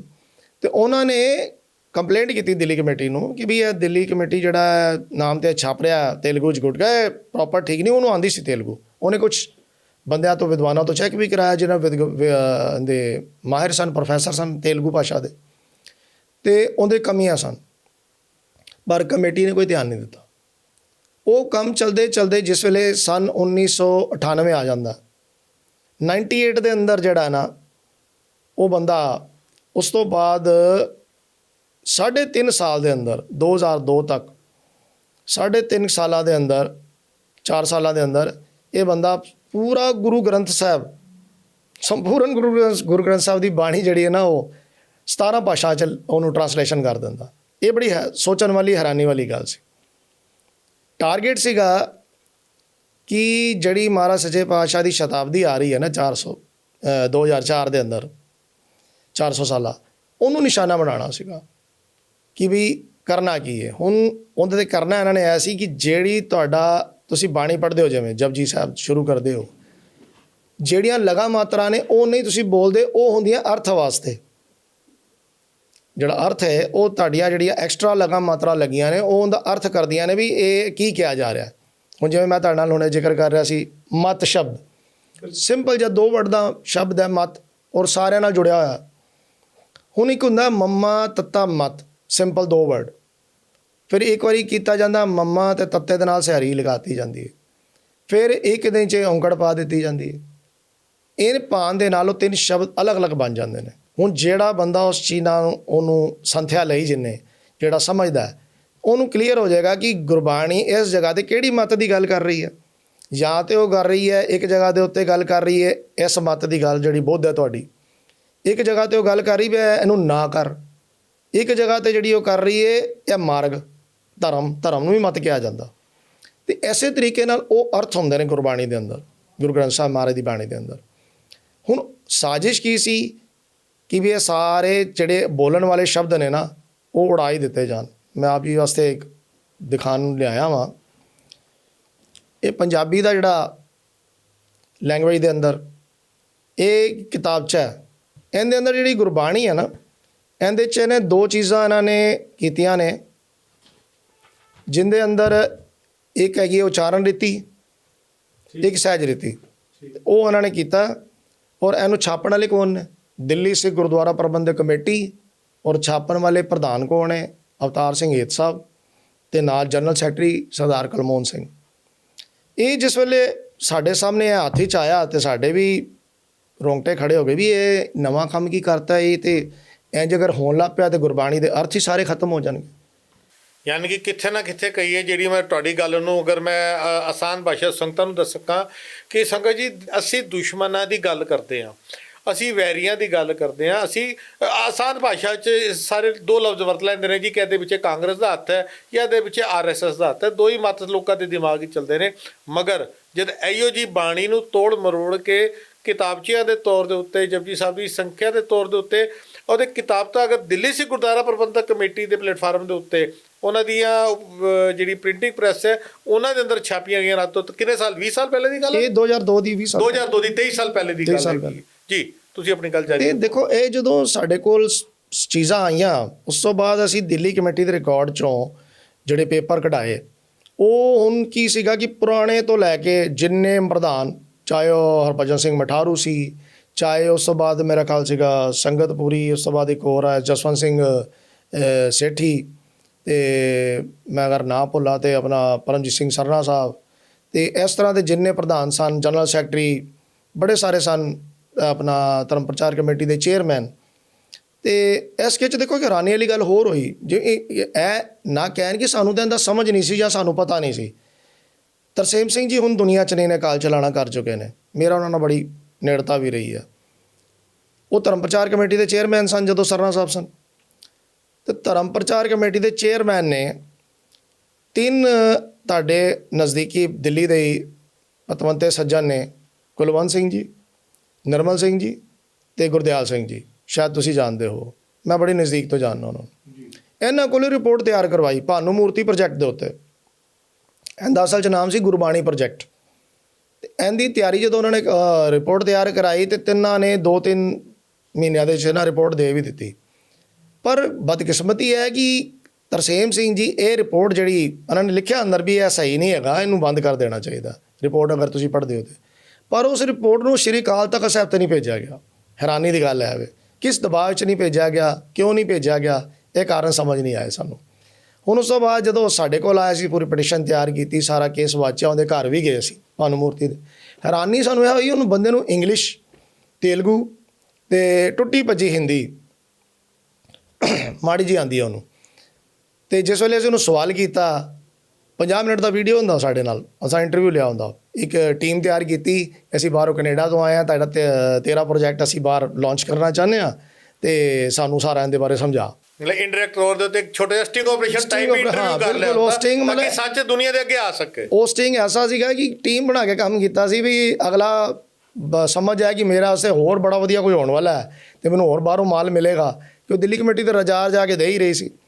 ਹੁਣ ਜਦੋਂ ਅਸੀਂ ਘਰ ਐਂਟਰ ਹੋਏ, ਫਾਈਲ ਅਸੀਂ ਪੜ੍ਹ ਚੁੱਕੇ ਸੀ ਕਿ ਵੀ ਕੀ ਇਹਨੂੰ ਦਿੱਤਾ ਗਿਆ, ਤੇ ਉਸ ਸਮੇਂ ਦੇ ਅਹੁਦੇਦਾਰਾਂ ਨੇ ਰੱਜ ਕੇ ਉਹਨੂੰ ਚੀਜ਼ਾਂ ਦਿੱਤੀਆਂ ਜੀ। ਉਹਦੇ ਘਰ ਦੀਆਂ ਟੈਂਕੀਆਂ ਤੱਕ, ਬਾਥਰੂਮ ਤੱਕ ਦੇ ਖਰਚੇ, ਟਰੈਵਲਿੰਗ ਜਿਹੜਾ ਅਨਾਊਂਸ ਜਿਹੜੇ ਨੇ ਉਹ, ਉਸ ਤੋਂ ਇਲਾਵਾ ਤੁਹਾਡੀ ਫੋਟੋਕਾਪੀ ਵਾਲੀ ਮਸ਼ੀਨ ਜਿਹੜੀ ਹੈ ਉਹ ਮੇਰੇ ਖਿਆਲ 3-4 ਲੱਖ ਰੁਪਏ ਦੀ ਹੋਏਗੀ ਮਸ਼ੀਨ। ਉਹ ਦਿੱਲੀ ਕਮੇਟੀ ਖਰਚਾ ਦੇ ਰਹੀ ਸੀ 2002 ਦੀ ਗੱਲ, 2 ਤੋਂ ਪਹਿਲੇ ਦੇ ਰਹੀ ਹੈ, ਉਸ ਤੋਂ ਪਿੱਛੋਂ ਚੱਲਦਾ ਆ ਰਿਹਾ।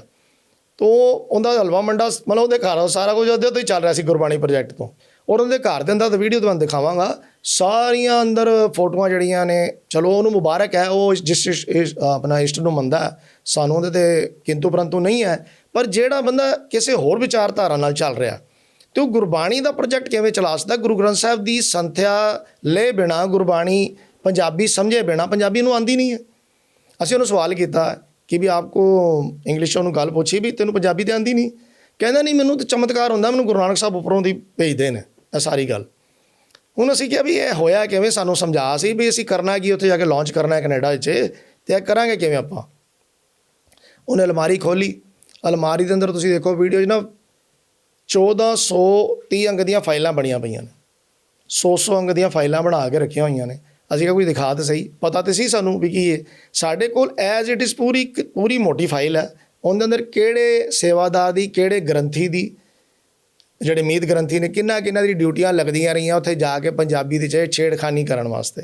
ਹੁਣ ਤੁਸੀਂ ਸੋਚੋ ਇਹ ਕਿਸ ਦੇ ਇਸ਼ਾਰੇ 'ਤੇ ਕੰਮ ਹੋ ਰਿਹਾ ਹੋਵੇਗਾ? ਬੜੀ ਗਹਿਰੀ ਗੱਲ ਹੈ। ਇਹਨੂੰ ਤੇ ਮੈਂ ਕਹਿੰਦਾ ਤੁਸੀਂ ਅਗਰ ਕਰਨਾ ਹੋਏ ਨਾ, ਵਿਦ ਪ੍ਰੂਫ ਮੇਰੇ ਨਾਲ ਬਹਿ ਕੇ ਜਿੰਨੀ ਮਰਜ਼ੀ ਡਿਸਕਸ ਕਰ ਲਓ। ਨਹੀਂ, ਮੈਂ ਤਾਂ ਕਹਾਂਗਾ ਕਿ ਇਹ ਸਾਰੇ ਮਸਲੇ ਨੂੰ ਤੁਹਾਡੇ ਕੋਲ ਵੀਡੀਓਜ਼ ਲੈ ਕੇ ਅਸੀਂ ਨਸ਼ਰ ਕਰੀਏ, ਦੁਨੀਆ ਦੇ ਅੱਗੇ ਲੈ ਕੇ ਆਈਏ ਕਿ ਬੇਦਬੀਆਂ ਦੇ ਪਿੱਛੇ ਅਗਰ ਆਪਣੇ ਹੀ ਸਾਡੇ ਸੋ ਕਾਲਡ ਪ੍ਰਧਾਨ, ਸਾਡੇ ਸਕੱਤਰ, ਸਾਡੇ ਧਰਮ ਪ੍ਰਚਾਰ ਕਮੇਟੀ ਦੇ ਚੇਅਰਮੈਨ, 2002 ਦੀ ਗੱਲ ਤੁਸੀਂ ਕਰ ਰਹੇ ਹੋ, ਉਸ ਦੌਰਾਨ ਦੀ ਗੱਲ ਕਰ ਲਈਏ, ਪ੍ਰਧਾਨ ਜਿਹੜਾ ਮਰਜ਼ੀ ਹੋਵੇ, ਅਗਰ ਉਹਨਾਂ ਦੇ ਹੱਥੋਂ ਹੀ ਬੇਦਬੀਆਂ ਹੋ ਰਹੀਆਂ ਨੇ ਤਾਂ ਸਾਡੇ ਕੋਲ ਦੁਸ਼ਮਣ ਦੀ ਲੋੜ ਹੀ ਕੋਈ ਨਹੀਂ। ਹੁਣ ਉੱਥੇ ਕੀ ਹੋਇਆ, ਜਿਸ ਵੇਲੇ ਅਸੀਂ ਉਹ ਕਾਰਵਾਈ ਹੁੰਦੇ ਜਾ ਕੇ ਉਹਨੂੰ ਖੁਲਵਾਇਆ ਉਹਦੇ ਕੋਲ ਸਾਰਾ ਕੁਝ, ਔਰ ਹੈਰਾਨ ਹੋ ਗਏ ਅਸੀਂ ਦੇਖ ਕੇ, ਅੰਦਰ ਸਾਰੀਆਂ ਮੂਰਤੀਆਂ ਲੱਗੀਆਂ ਪਈਆਂ, ਉਹਦੇ ਘਰ ਫੋਟੋਆਂ ਅਲੱਗ-ਅਲੱਗ ਮੱਤ ਦੀਆਂ ਲੱਗੀਆਂ ਪਈਆਂ ਨੇ। ਚਲੋ ਉਹਨੂੰ ਮੁਬਾਰਕ ਹੈ, ਮੈਂ ਤਾਂ ਬਾਰ-ਬਾਰ ਕਹਿ ਰਿਹਾ ਕਿ ਸਾਨੂੰ ਉਹਦੇ ਨਾਲ ਕੋਈ ਇਤਰਾਜ਼ ਨਹੀਂ ਹੈ। ਤੇ ਜਿਹੜੀ ਚੀਜ਼ ਸੀ ਨਾ ਸਾਡੇ ਇਸ਼ਟ ਦੀ, ਸਾਡੇ ਪਿਓ ਦੀ, ਉੱਥੇ ਮਨ ਦੁਖਿਆ। ਇਹ ਸਾਰੇ ਕਿਤਾਬ 'ਚ ਉਹਨੇ ਸਾਨੂੰ ਕੱਢ ਕੇ ਦਿਖਾਇਆ, ਚੁੱਕ ਕੇ ਨੰਗੇ ਸਿਰ, ਕੋਈ ਸਤਿਕਾਰ ਨਹੀਂ, ਕੋਈ ਕੱਪੜਾ ਨਹੀਂ, ਉਹਨੇ ਟੇਬਲ 'ਤੇ ਰੱਖ ਕੇ। ਉਸੇ ਗੱਲ ਦੀ ਮਾਫੀ ਮੰਗੀ ਆਪਣੀ ਐਪਲੀਕੇਸ਼ਨ 'ਚ ਵੀ ਅਸੀਂ ਸਟਿੰਗ ਆਪਰੇਸ਼ਨ ਕਰ ਰਹੇ ਸੀ, ਅਸੀਂ ਸੰਗਤ ਦੇ ਸਾਹਮਣੇ, ਪੰਥ ਦੇ ਸਾਹਮਣੇ ਉਹ ਲਿਆਉਣਾ ਚਾਹੁੰਦੇ ਸੀ। ਕੁਝ ਗਲਤੀਆਂ ਸਾਡੇ ਕੋਲ ਵੀ ਹੋਈਆਂ ਨੇ ਤੇ ਅਸੀਂ ਮਾਫੀ ਮੰਗਦੇ ਹਾਂ ਸ਼੍ਰੀ ਅਕਾਲ ਤਖਤ ਸਾਹਿਬ ਤੋਂ। ਸਿੰਘ ਸਾਹਿਬ ਸਾਨੂੰ ਜੋ ਸਜ਼ਾ ਲਾਣਗੇ ਅਸੀਂ ਖੜੇ ਮੱਥੇ ਪ੍ਰਵਾਨ ਕਰਕੇ ਉਹਨੂੰ ਭੁਗਤਾਂਗੇ। ਅਸੀਂ ਇਹ ਵੀ ਗੱਲ ਵਿੱਚ ਲਿਖੀ ਹੋਈ ਆਪਣੀ ਐਪਲੀਕੇਸ਼ਨ 'ਚ। ਤੇ ਉਹ ਅਸੀਂ ਫਿਰ ਜਿਸ ਵੇਲੇ ਜੰਗੀ ਪੱਧਰ 'ਤੇ ਕੰਮ ਕੀਤਾ ਤੇ ਅਸੀਂ ਉਹਨੂੰ ਪੁੱਛੇ ਕਈ ਸਵਾਲ। ਫਿਰ ਉਹਨੇ ਜਦੋਂ ਉਹ ਫਾਈਲ ਕੱਢੀ ਨਾ ਉਹਨੇ ਅੰਦਰੋਂ ਦੀ, ਉਹ ਫਾਈਲ ਤੁਸੀਂ ਚਾਵਲਾ ਸਾਹਿਬ ਦੇਖ ਕੇ ਹੈਰਾਨ ਹੋ ਜਾਓਗੇ। ਹਰ ਬੰਦੇ ਦਾ ਜਿਹੜਾ ਨਾ ਹਿਰਦਾ ਬਲੁੰਦਰਿਆ ਜਾਏਗਾ ਕਿ ਉਸ ਦੇ ਅੰਦਰ ਗੁਰਬਾਣੀ ਦੇ ਅੰਗ ਜਿਹੜੇ ਆ ਵੱਡੇ ਪੂਰੇ ਸਾਈਜ਼ ਦੇ, A3 ਸਾਈਜ਼ ਦੇ, ਉਹਨਾਂ ਦੇ 'ਚ ਲਗਾ ਮਾਤਰਾ ਹਟਾਉਣ ਵਾਸਤੇ ਫਲੂਟ ਲਗਾਈ ਹੋਈ, ਕਟਿੰਗ ਕੀਤੀ ਹੋਈ। ਮੈਂ ਤੁਹਾਨੂੰ ਦਿਖਾਵਾਂਗਾ ਸਾਰੀ ਵੀਡੀਓ। ਉਹ ਸਾਰਾ ਕੁਝ ਹਟਾਇਆ ਹੋਇਆ। ਉਹ ਜਦੋਂ ਉਹਨੂੰ ਪੁੱਛਿਆ ਗਿਆ ਵੀ ਇਹ ਕਿਹਨੇ ਕੀਤਾ, ਤੈਨੂੰ ਤਾਂ ਪੰਜਾਬੀ ਆਉਂਦੀ ਨਹੀਂ, ਉਹ ਸਾਡੇ ਕੋਲ ਤਾਂ ਰਿਕਾਰਡ ਸੀਗਾ ਕਿ ਵੀ ਸੇਵਾਦਾਰ ਜਿਹੜੇ ਆ ਮੀਤ ਗ੍ਰੰਥੀ ਵਗੈਰਾ ਡਿਊਟੀਆਂ ਦਿੱਲੀ ਕਮੇਟੀ ਤੋਂ ਲੱਗਦੀਆਂ ਸੀ, ਉਹ ਸਾਰੇ ਲੋਕ ਆ ਕੇ ਉਹ ਕਰਦੇ ਸਨ। ਫਿਰ ਅਸੀਂ ਉਹਨੂੰ ਪੁੱਛਿਆ ਵੀ ਹੋਇਆ ਕਿਵੇਂ। ਫਿਰ ਉਹ ਸਾਡੇ ਰਿਕਾਰਡ ਹੀ ਸੀਗਾ ਕਿ ਇੱਕ ਨਾ ਸੌਫਟਵੇਅਰ ਆਉਂਦਾ, ਉਹਨੂੰ ਕਹਿੰਦੇ ਨੇ ਆਈਲਿਪ ਸੌਫਟਵੇਅਰ। ਆਈਲਿਪ ਦੇ ਨਾਲ ਤੁਸੀਂ ਕੋਈ ਵੀ ਚੀਜ਼ ਜਿਹੜੀ ਨਾ ਲੈਂਗੁਏਜ ਪਾ ਕੇ ਉਹਨੂੰ ਅਦਰ ਲੈਂਗੁਏਜ 'ਚ ਚੇਂਜ ਕਰ ਸਕਦੇ ਹੋ। ਖੁਲਾਸਾ ਤੇ ਅਸੀਂ ਕਰਨਾ ਸੀ ਉਹ ਜਿਹੜਾ ਉਸ ਜ਼ਮਾਨੇ 'ਚ ਵੀ 250, 300, 400, 500 'ਚ ਮਿਲਦਾ ਸੀ ਨਾ ਸੌਫਟਵੇਅਰ। ਦਿੱਲੀ ਕਮੇਟੀ ਦੇ ਰਿਕਾਰਡ 'ਚ ਪਤਾ ਕਿੰਨੇ ਦਾ ਖਰੀਦਿਆ ਹੋਇਆ? 60,000 ਰੁਪਏ ਦਾ। ਰੱਜ ਕੇ ਲੁੱਟ ਕੀਤੀ ਹੋਈ। ਮਿਨੋਲਟਾ ਕਾਪੀਅਰ ਮਸ਼ੀਨ ਜਿਹੜੀ ਹੈ ਫੋਟੋਸਟੇਟ ਔਰ ਸਕੈਨ ਕਰਨ ਵਾਲੀ, ਉਹ ਜਿਹੜੀ ਉਹ ਬੰਦੇ ਨੇ ਕੀਤਾ ਕੱਖ ਨਹੀਂ। ਉਹਨੇ ਬਹਿ ਕੇ ਇਹਨਾਂ ਨੂੰ ਪੂਰੇ ਦਿੱਲੀ ਕਮੇਟੀ ਨੂੰ ਮੂਰਖ ਬਣਾਉਂਦਾ ਰਿਹਾ, ਜਾਂ ਇਹਨਾਂ ਦੀ ਕੀ ਮਿਲੀ ਭਗਤ ਸੀ ਇਹ ਤਾਂ ਰੱਬ ਜਾਣੇ। ਇਹਨਾਂ ਨੇ ਜੀ ਉਹ ਪੂਰੇ ਗੁਰੂ ਗ੍ਰੰਥ ਸਾਹਿਬ ਦੀਆਂ ਜਿਹੜੀਆਂ ਨਾ ਅੰਗ ਅੰਗ ਵੱਖਰਾ ਕਰਕੇ ਅਤੇ ਉਹ ਸਾਰਾ ਕੁਛ ਉਹਨੇ ਆਪਣੇ ਬੈੱਡ 'ਤੇ ਖਿਲਾਰ ਕੇ ਸਾਨੂੰ ਦਿਖਾਇਆ। ਅਸੀਂ ਰਿਕਾਰਡ ਹੀ ਕੀਤਾ ਉਹਨੂੰ।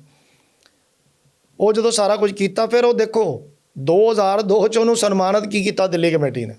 ਸਭ ਤੋਂ ਵੱਡੀ ਮੂਰਖਾਂ ਵਾਲੀ ਗੱਲ ਕੀਤੀ ਹੈ ਕਿ ਪ੍ਰੋਫੈਸਰ ਸਾਹਿਬ ਸਿੰਘ ਜੀ, ਉਹਨਾਂ ਬਾਰੇ ਜਾਣਦੇ ਹੋ ਆਪ? ਬਿਲਕੁਲ, ਸਾਰੀ ਦੁਨੀਆ ਜਾਣਦੀ, ਸਾਰੀ ਦੁਨੀਆ ਜਾਣਦੀ। ਆਪਾਂ ਜਿੰਨੇ ਟੀਕੇ ਪੜ੍ਹਦੇ ਹਾਂ, ਬਿਲਕੁਲ ਭਾਈ ਦੇਖੋ ਸਾਹਿਬ, ਪਹਿਲਾ ਟੀਕਾ ਜਿਹੜਾ ਹੋਇਆ ਨਾ ਉਹਨੂੰ ਕਹਿੰਦੇ ਨੇ ਫਰੀਦਕੋਟੀ ਟੀਕਾ। ਉਹ ਤੇ ਹੈਗਾ ਇੰਨੇ ਵੱਡੇ ਆਕਾਰ ਦਾ, ਉਹਦੇ 4 ਵੋਲੀਅਮ ਨੇ। ਉਹ ਰਾਜਾ ਜਿਹੜੇ ਆਪਣੇ ਫਰੀਦਕੋਟ ਦੇ ਰਾਜੇ ਸਨ, ਮੇਰਾ ਖਿਆਲ ਸ਼ਾਇਦ ਉਹਨਾਂ ਦਾ ਨਾਮ ਰਾਜਾ ਇੰਦਰ ਸਿੰਘ ਸੀ, ਅਤੇ ਉਹਨਾਂ ਨੇ ਆਪਣੇ ਖਰਚੇ 'ਤੇ ਪੱਥਰ ਛਾਪ ਨਾਲ ਉਹ ਟੀਕਾ ਤਿਆਰ ਕਰਾਇਆ ਸੀ। ਉਹ ਨਿਰਮਲਿਆਂ, ਉਦਾਸੀਆਂ ਅਤੇ ਸਾਰੀਆਂ ਸੰਪਰਦਾਵਾਂ ਨੇ ਮਿਲ ਕੇ ਕੀਤਾ ਸੀ। ਉਹ ਟੀਕੇ ਤੋਂ ਬਾਅਦ ਪ੍ਰੋਫੈਸਰ ਸਾਹਿਬ ਸਿੰਘ ਉਹਨਾਂ ਨੇ ਕੀਤਾ, ਅਤੇ ਸਾਰੇ ਹੁੰਦਾ ਪੜ੍ਹਦੇ ਨੇ। ਉਹਨੂੰ ਐਵਾਰਡ ਦਿੱਤਾ ਗਿਆ ਪ੍ਰੋਫੈਸਰ ਸਾਹਿਬ ਸਿੰਘ ਦਾ, ਭਾਨੂਮੂਰਤੀ ਨੂੰ। ਮਤਲਬ ਜੋ ਇਤਿਹਾਸ ਦਾ ਸੱਤਿਆਨਾਸ਼ ਕਰ ਰਿਹਾ ਹੈ, ਸੱਤਿਆਨਾਸ਼ ਜੋ ਕਰ ਰਿਹਾ। ਇਤਿਹਾਸ ਦੇ ਅੰਦਰ ਮਿਲਗੋਬਾ ਕਰਕੇ, ਮਿਕਸਿੰਗ ਕਰਕੇ ਦੂਜੀ ਬਾਣੀਆਂ 'ਚ ਸਾਡੀ ਜਿਹੜੀ ਪੰਥਕ ਸੋਚ ਹੈ, ਸਾਡੀ ਗੁਰੂ ਗ੍ਰੰਥ ਸਾਹਿਬ ਦੀ ਬਾਣੀ ਨੂੰ ਤੋੜ ਮਰੋੜ ਰਿਹਾ, ਉਹਨੂੰ ਭਾਈ ਸਾਹਿਬ ਸਿੰਘ ਦਾ ਅਵਾਰਡ ਦਿੱਤਾ ਜਾਂਦਾ। ਅਵਾਰਡ ਦਿੱਤਾ ਹੈ, ਉਹ ਅਵਾਰਡ ਉਹਦੇ ਘਰ ਪਿਆ ਹੋਇਆ ਹੈ। ਔਰ ਜਿਹੜਾ ਪੂਰੀ ਲਗਾ ਮਾਤਰਾ ਖਤਮ ਕਰਕੇ ਅਰਥ ਖਤਮ ਕਰ ਰਿਹਾ, ਤੁਹਾਡੇ ਪੱਲੇ ਕੁਝ ਨਹੀਂ ਛੱਡ ਰਿਹਾ, ਉਹਨੂੰ ਤੁਸੀਂ ਸਨਮਾਨਿਤ ਕਰ ਰਹੇ ਹੋ। ਸਨਮਾਨਿਤ ਕਰਨ ਵਾਲੇ ਕੌਣ ਨੇ? ਉਸ ਫੰਕਸ਼ਨ ਦੇ ਉੱਤੇ ਅੰਬੇਡਕਰ ਭਵਨ ਹੈਗਾ ਤਰਾੜੇ ਆਂਧਰਾ ਭਵਨ ਦੇ ਵਿੱਚ, ਅਤੇ ਉਹਦੇ ਅੰਦਰ ਅਟਲ ਬਿਹਾਰੀ ਵਾਜਪਾਈ ਨੂੰ ਬੁਲਾਇਆ ਗਿਆ, ਜਸਟਿਸ ਨਰੂਲਾ ਨੂੰ ਬੁਲਾਇਆ ਗਿਆ, ਆਪਣਾ ਪੂਰਾ ਨਾਮ ਪਤਾ ਨਹੀਂ ਕੀ ਸੀ, ਕੁਲਦੀਪ ਸਿੰਘ ਨਰੂਲਾ ਕੀ ਹੈ, ਅਤੇ ਉਹਨਾਂ ਨੂੰ ਬੁਲਾਇਆ। ਇਹੋ ਜਿਹੇ ਵੱਡੇ ਵੱਡੀਆਂ ਹਸਤੀਆਂ ਨੂੰ ਬੁਲਾ ਕੇ ਇਹਨੂੰ ਸਨਮਾਨਿਤ ਕੀਤਾ ਗਿਆ ਜੀ। ਹੁਣ ਦੇਖੋ ਕਸਰ ਕੀ ਬਚ ਜਾਂਦੀ ਹੈ ਜਦੋਂ ਇੰਨਾ ਕੁਛ ਹੋਇਆ। ਸਭ ਕੁਝ ਕਰਨ ਦੇ ਬਾਵਜੂਦ ਅਸੀਂ ਸ਼੍ਰੀ ਅਕਾਲ ਤਖ਼ਤ ਸਾਹਿਬ 'ਤੇ ਸਾਰੀ ਪਟੀਸ਼ਨ ਬਣਾ ਕੇ ਲਗਾਈ, ਅਤੇ ਬਹੁਤ ਲੰਬੇ ਸਮੇਂ ਤੱਕ ਸਾਨੂੰ ਉਹਦਾ ਜਵਾਬ ਨਹੀਂ ਮਿਲਿਆ। ਹਾਲੇ ਤੱਕ ਇਹ ਵਿਦਾਂਤੀ ਸਾਹਿਬ ਦੁਨੀਆ 'ਚ ਨਹੀਂ ਰਹੇ। ਹੁਣ ਵਿਦਾਂਤੀ ਸਾਹਿਬ ਨਾਲ ਮੇਰੀਆਂ ਮੁਲਾਕਾਤਾਂ ਵੀ ਹੋਈਆਂ, ਮੈਂ ਗਿਆ ਵੀ ਉਹਨਾਂ ਕੋਲ, ਬੜੀ ਹੱਥ ਪੈਰ ਬੰਨ੍ਹ ਕੇ ਬੇਨਤੀ ਵੀ ਕੀਤੀ, ਵਿਦਾਂਤੀ ਸਾਹਿਬ ਤੁਸੀਂ ਸਿੰਘ ਸਾਹਿਬ ਹੋ, ਕੁਛ ਕਰ ਦਿਓ। ਉਹਨਾਂ ਨੇ ਬੜੇ ਕੇਸ ਕੀਤੇ ਨੇ ਔਰ ਬੜੇ ਵਧਾਈ ਦੇ ਪਾਤਰ ਵੀ ਰਹੇ ਨੇ ਕਿ ਰਾਸ਼ਟਰੀ ਸਿੱਖ ਸੰਗਤ ਦੇ ਖਿਲਾਫ ਵੀ ਅਸੀਂ ਉਹ ਪਟੀਸ਼ਨਾਂ ਵੀ ਅਸੀਂ ਲਗਾਈਆਂ ਸੀਗੀਆਂ। ਜਿਹੜਾ ਤੁਸੀਂ ਅੱਜ ਕੱਲ੍ਹ ਦੇਖਦੇ ਹੋ 23/7/2004 ਦਾ ਜਿਹੜਾ ਹੁਕਮਨਾਮਾ ਹੈ, ਜਿਹੜਾ ਕਰਵਾਇਆ ਸੀਗਾ ਵੀ ਰਾਸ਼ਟਰੀ ਸਿੱਖ ਸੰਗਤ ਨੂੰ ਛੇਕਿਆ ਜਾਂਦਾ, ਅਤੇ ਉਹ ਵੀ ਕਰਾਂ 'ਚ ਅਸੀਂ ਕਾਮਯਾਬ ਹੋਏ ਸੀ ਉਹਨਾਂ ਕੋਲ। ਅਤੇ ਉਹ ਕਹਿਣ ਲੱਗੇ ਯਾਰ ਤੁਸੀਂ ਕਰਦੇ ਤੇ ਸੇਵਾ ਹੋ, ਪਰ ਉਹਨਾਂ ਦੀ ਵੀ ਆਪਣੀਆਂ ਕੁਝ ਮਜਬੂਰੀਆਂ ਸਨ। ਅਤੇ ਅਸੀਂ ਫਿਰ ਸਿੰਘ ਸਾਹਿਬ ਨੂੰ ਬੇਨਤੀ ਕਰਕੇ ਅਤੇ ਕੋਸ਼ਿਸ਼ ਕੀਤੀ। ਉਹਨਾਂ ਨੇ ਪਹਿਲੇ ਤਾਂ ਇਹ ਕੀਤਾ ਕਿ ਵੀ ਇਹਨਾਂ ਨੂੰ ਭੇਜ ਕੇ ਦਿੱਲੀ ਕਮੇਟੀ ਨੂੰ ਪ੍ਰੋਜੈਕਟ ਨੂੰ ਬੰਦ ਕਰਵਾਇਆ। ਬੰਦ ਕਰਾਉਣ ਤੋਂ ਬਾਅਦ ਜਿਹੜਾ ਸਜ਼ਾ ਲੱਗੀ, ਜੋ ਮੇਰੇ ਰਿਕਾਰਡ 'ਚ ਪਈ ਹੋਏਗੀ, ਸ਼ਾਇਦ ਮੈਂ ਲੱਭਾਂਗਾ ਉਹਨੂੰ। ਰਿਕਾਰਡ 'ਚ ਕੀ ਹੈ ਕਿ ਇਹਨਾਂ ਨੂੰ ਜਿੰਨੇ ਵੀ ਉਸ ਟਾਈਮ ਦੇ ਜਨਰਲ ਸੈਕਟਰੀ ਔਰ ਜਿੰਨੇ ਉਹ ਸਨ ਆਪਣਾ ਪ੍ਰਧਾਨ, ਉਹਨਾਂ ਨੂੰ ਸਜ਼ਾ ਸਿਰਫ ਇੰਨੀ ਲੱਗੀ ਹੈ, ਸਿਰਫ ਕਿ ਕੜਾਹ ਪ੍ਰਸ਼ਾਦੀ ਦੇ ਕਰਾ ਲਓ।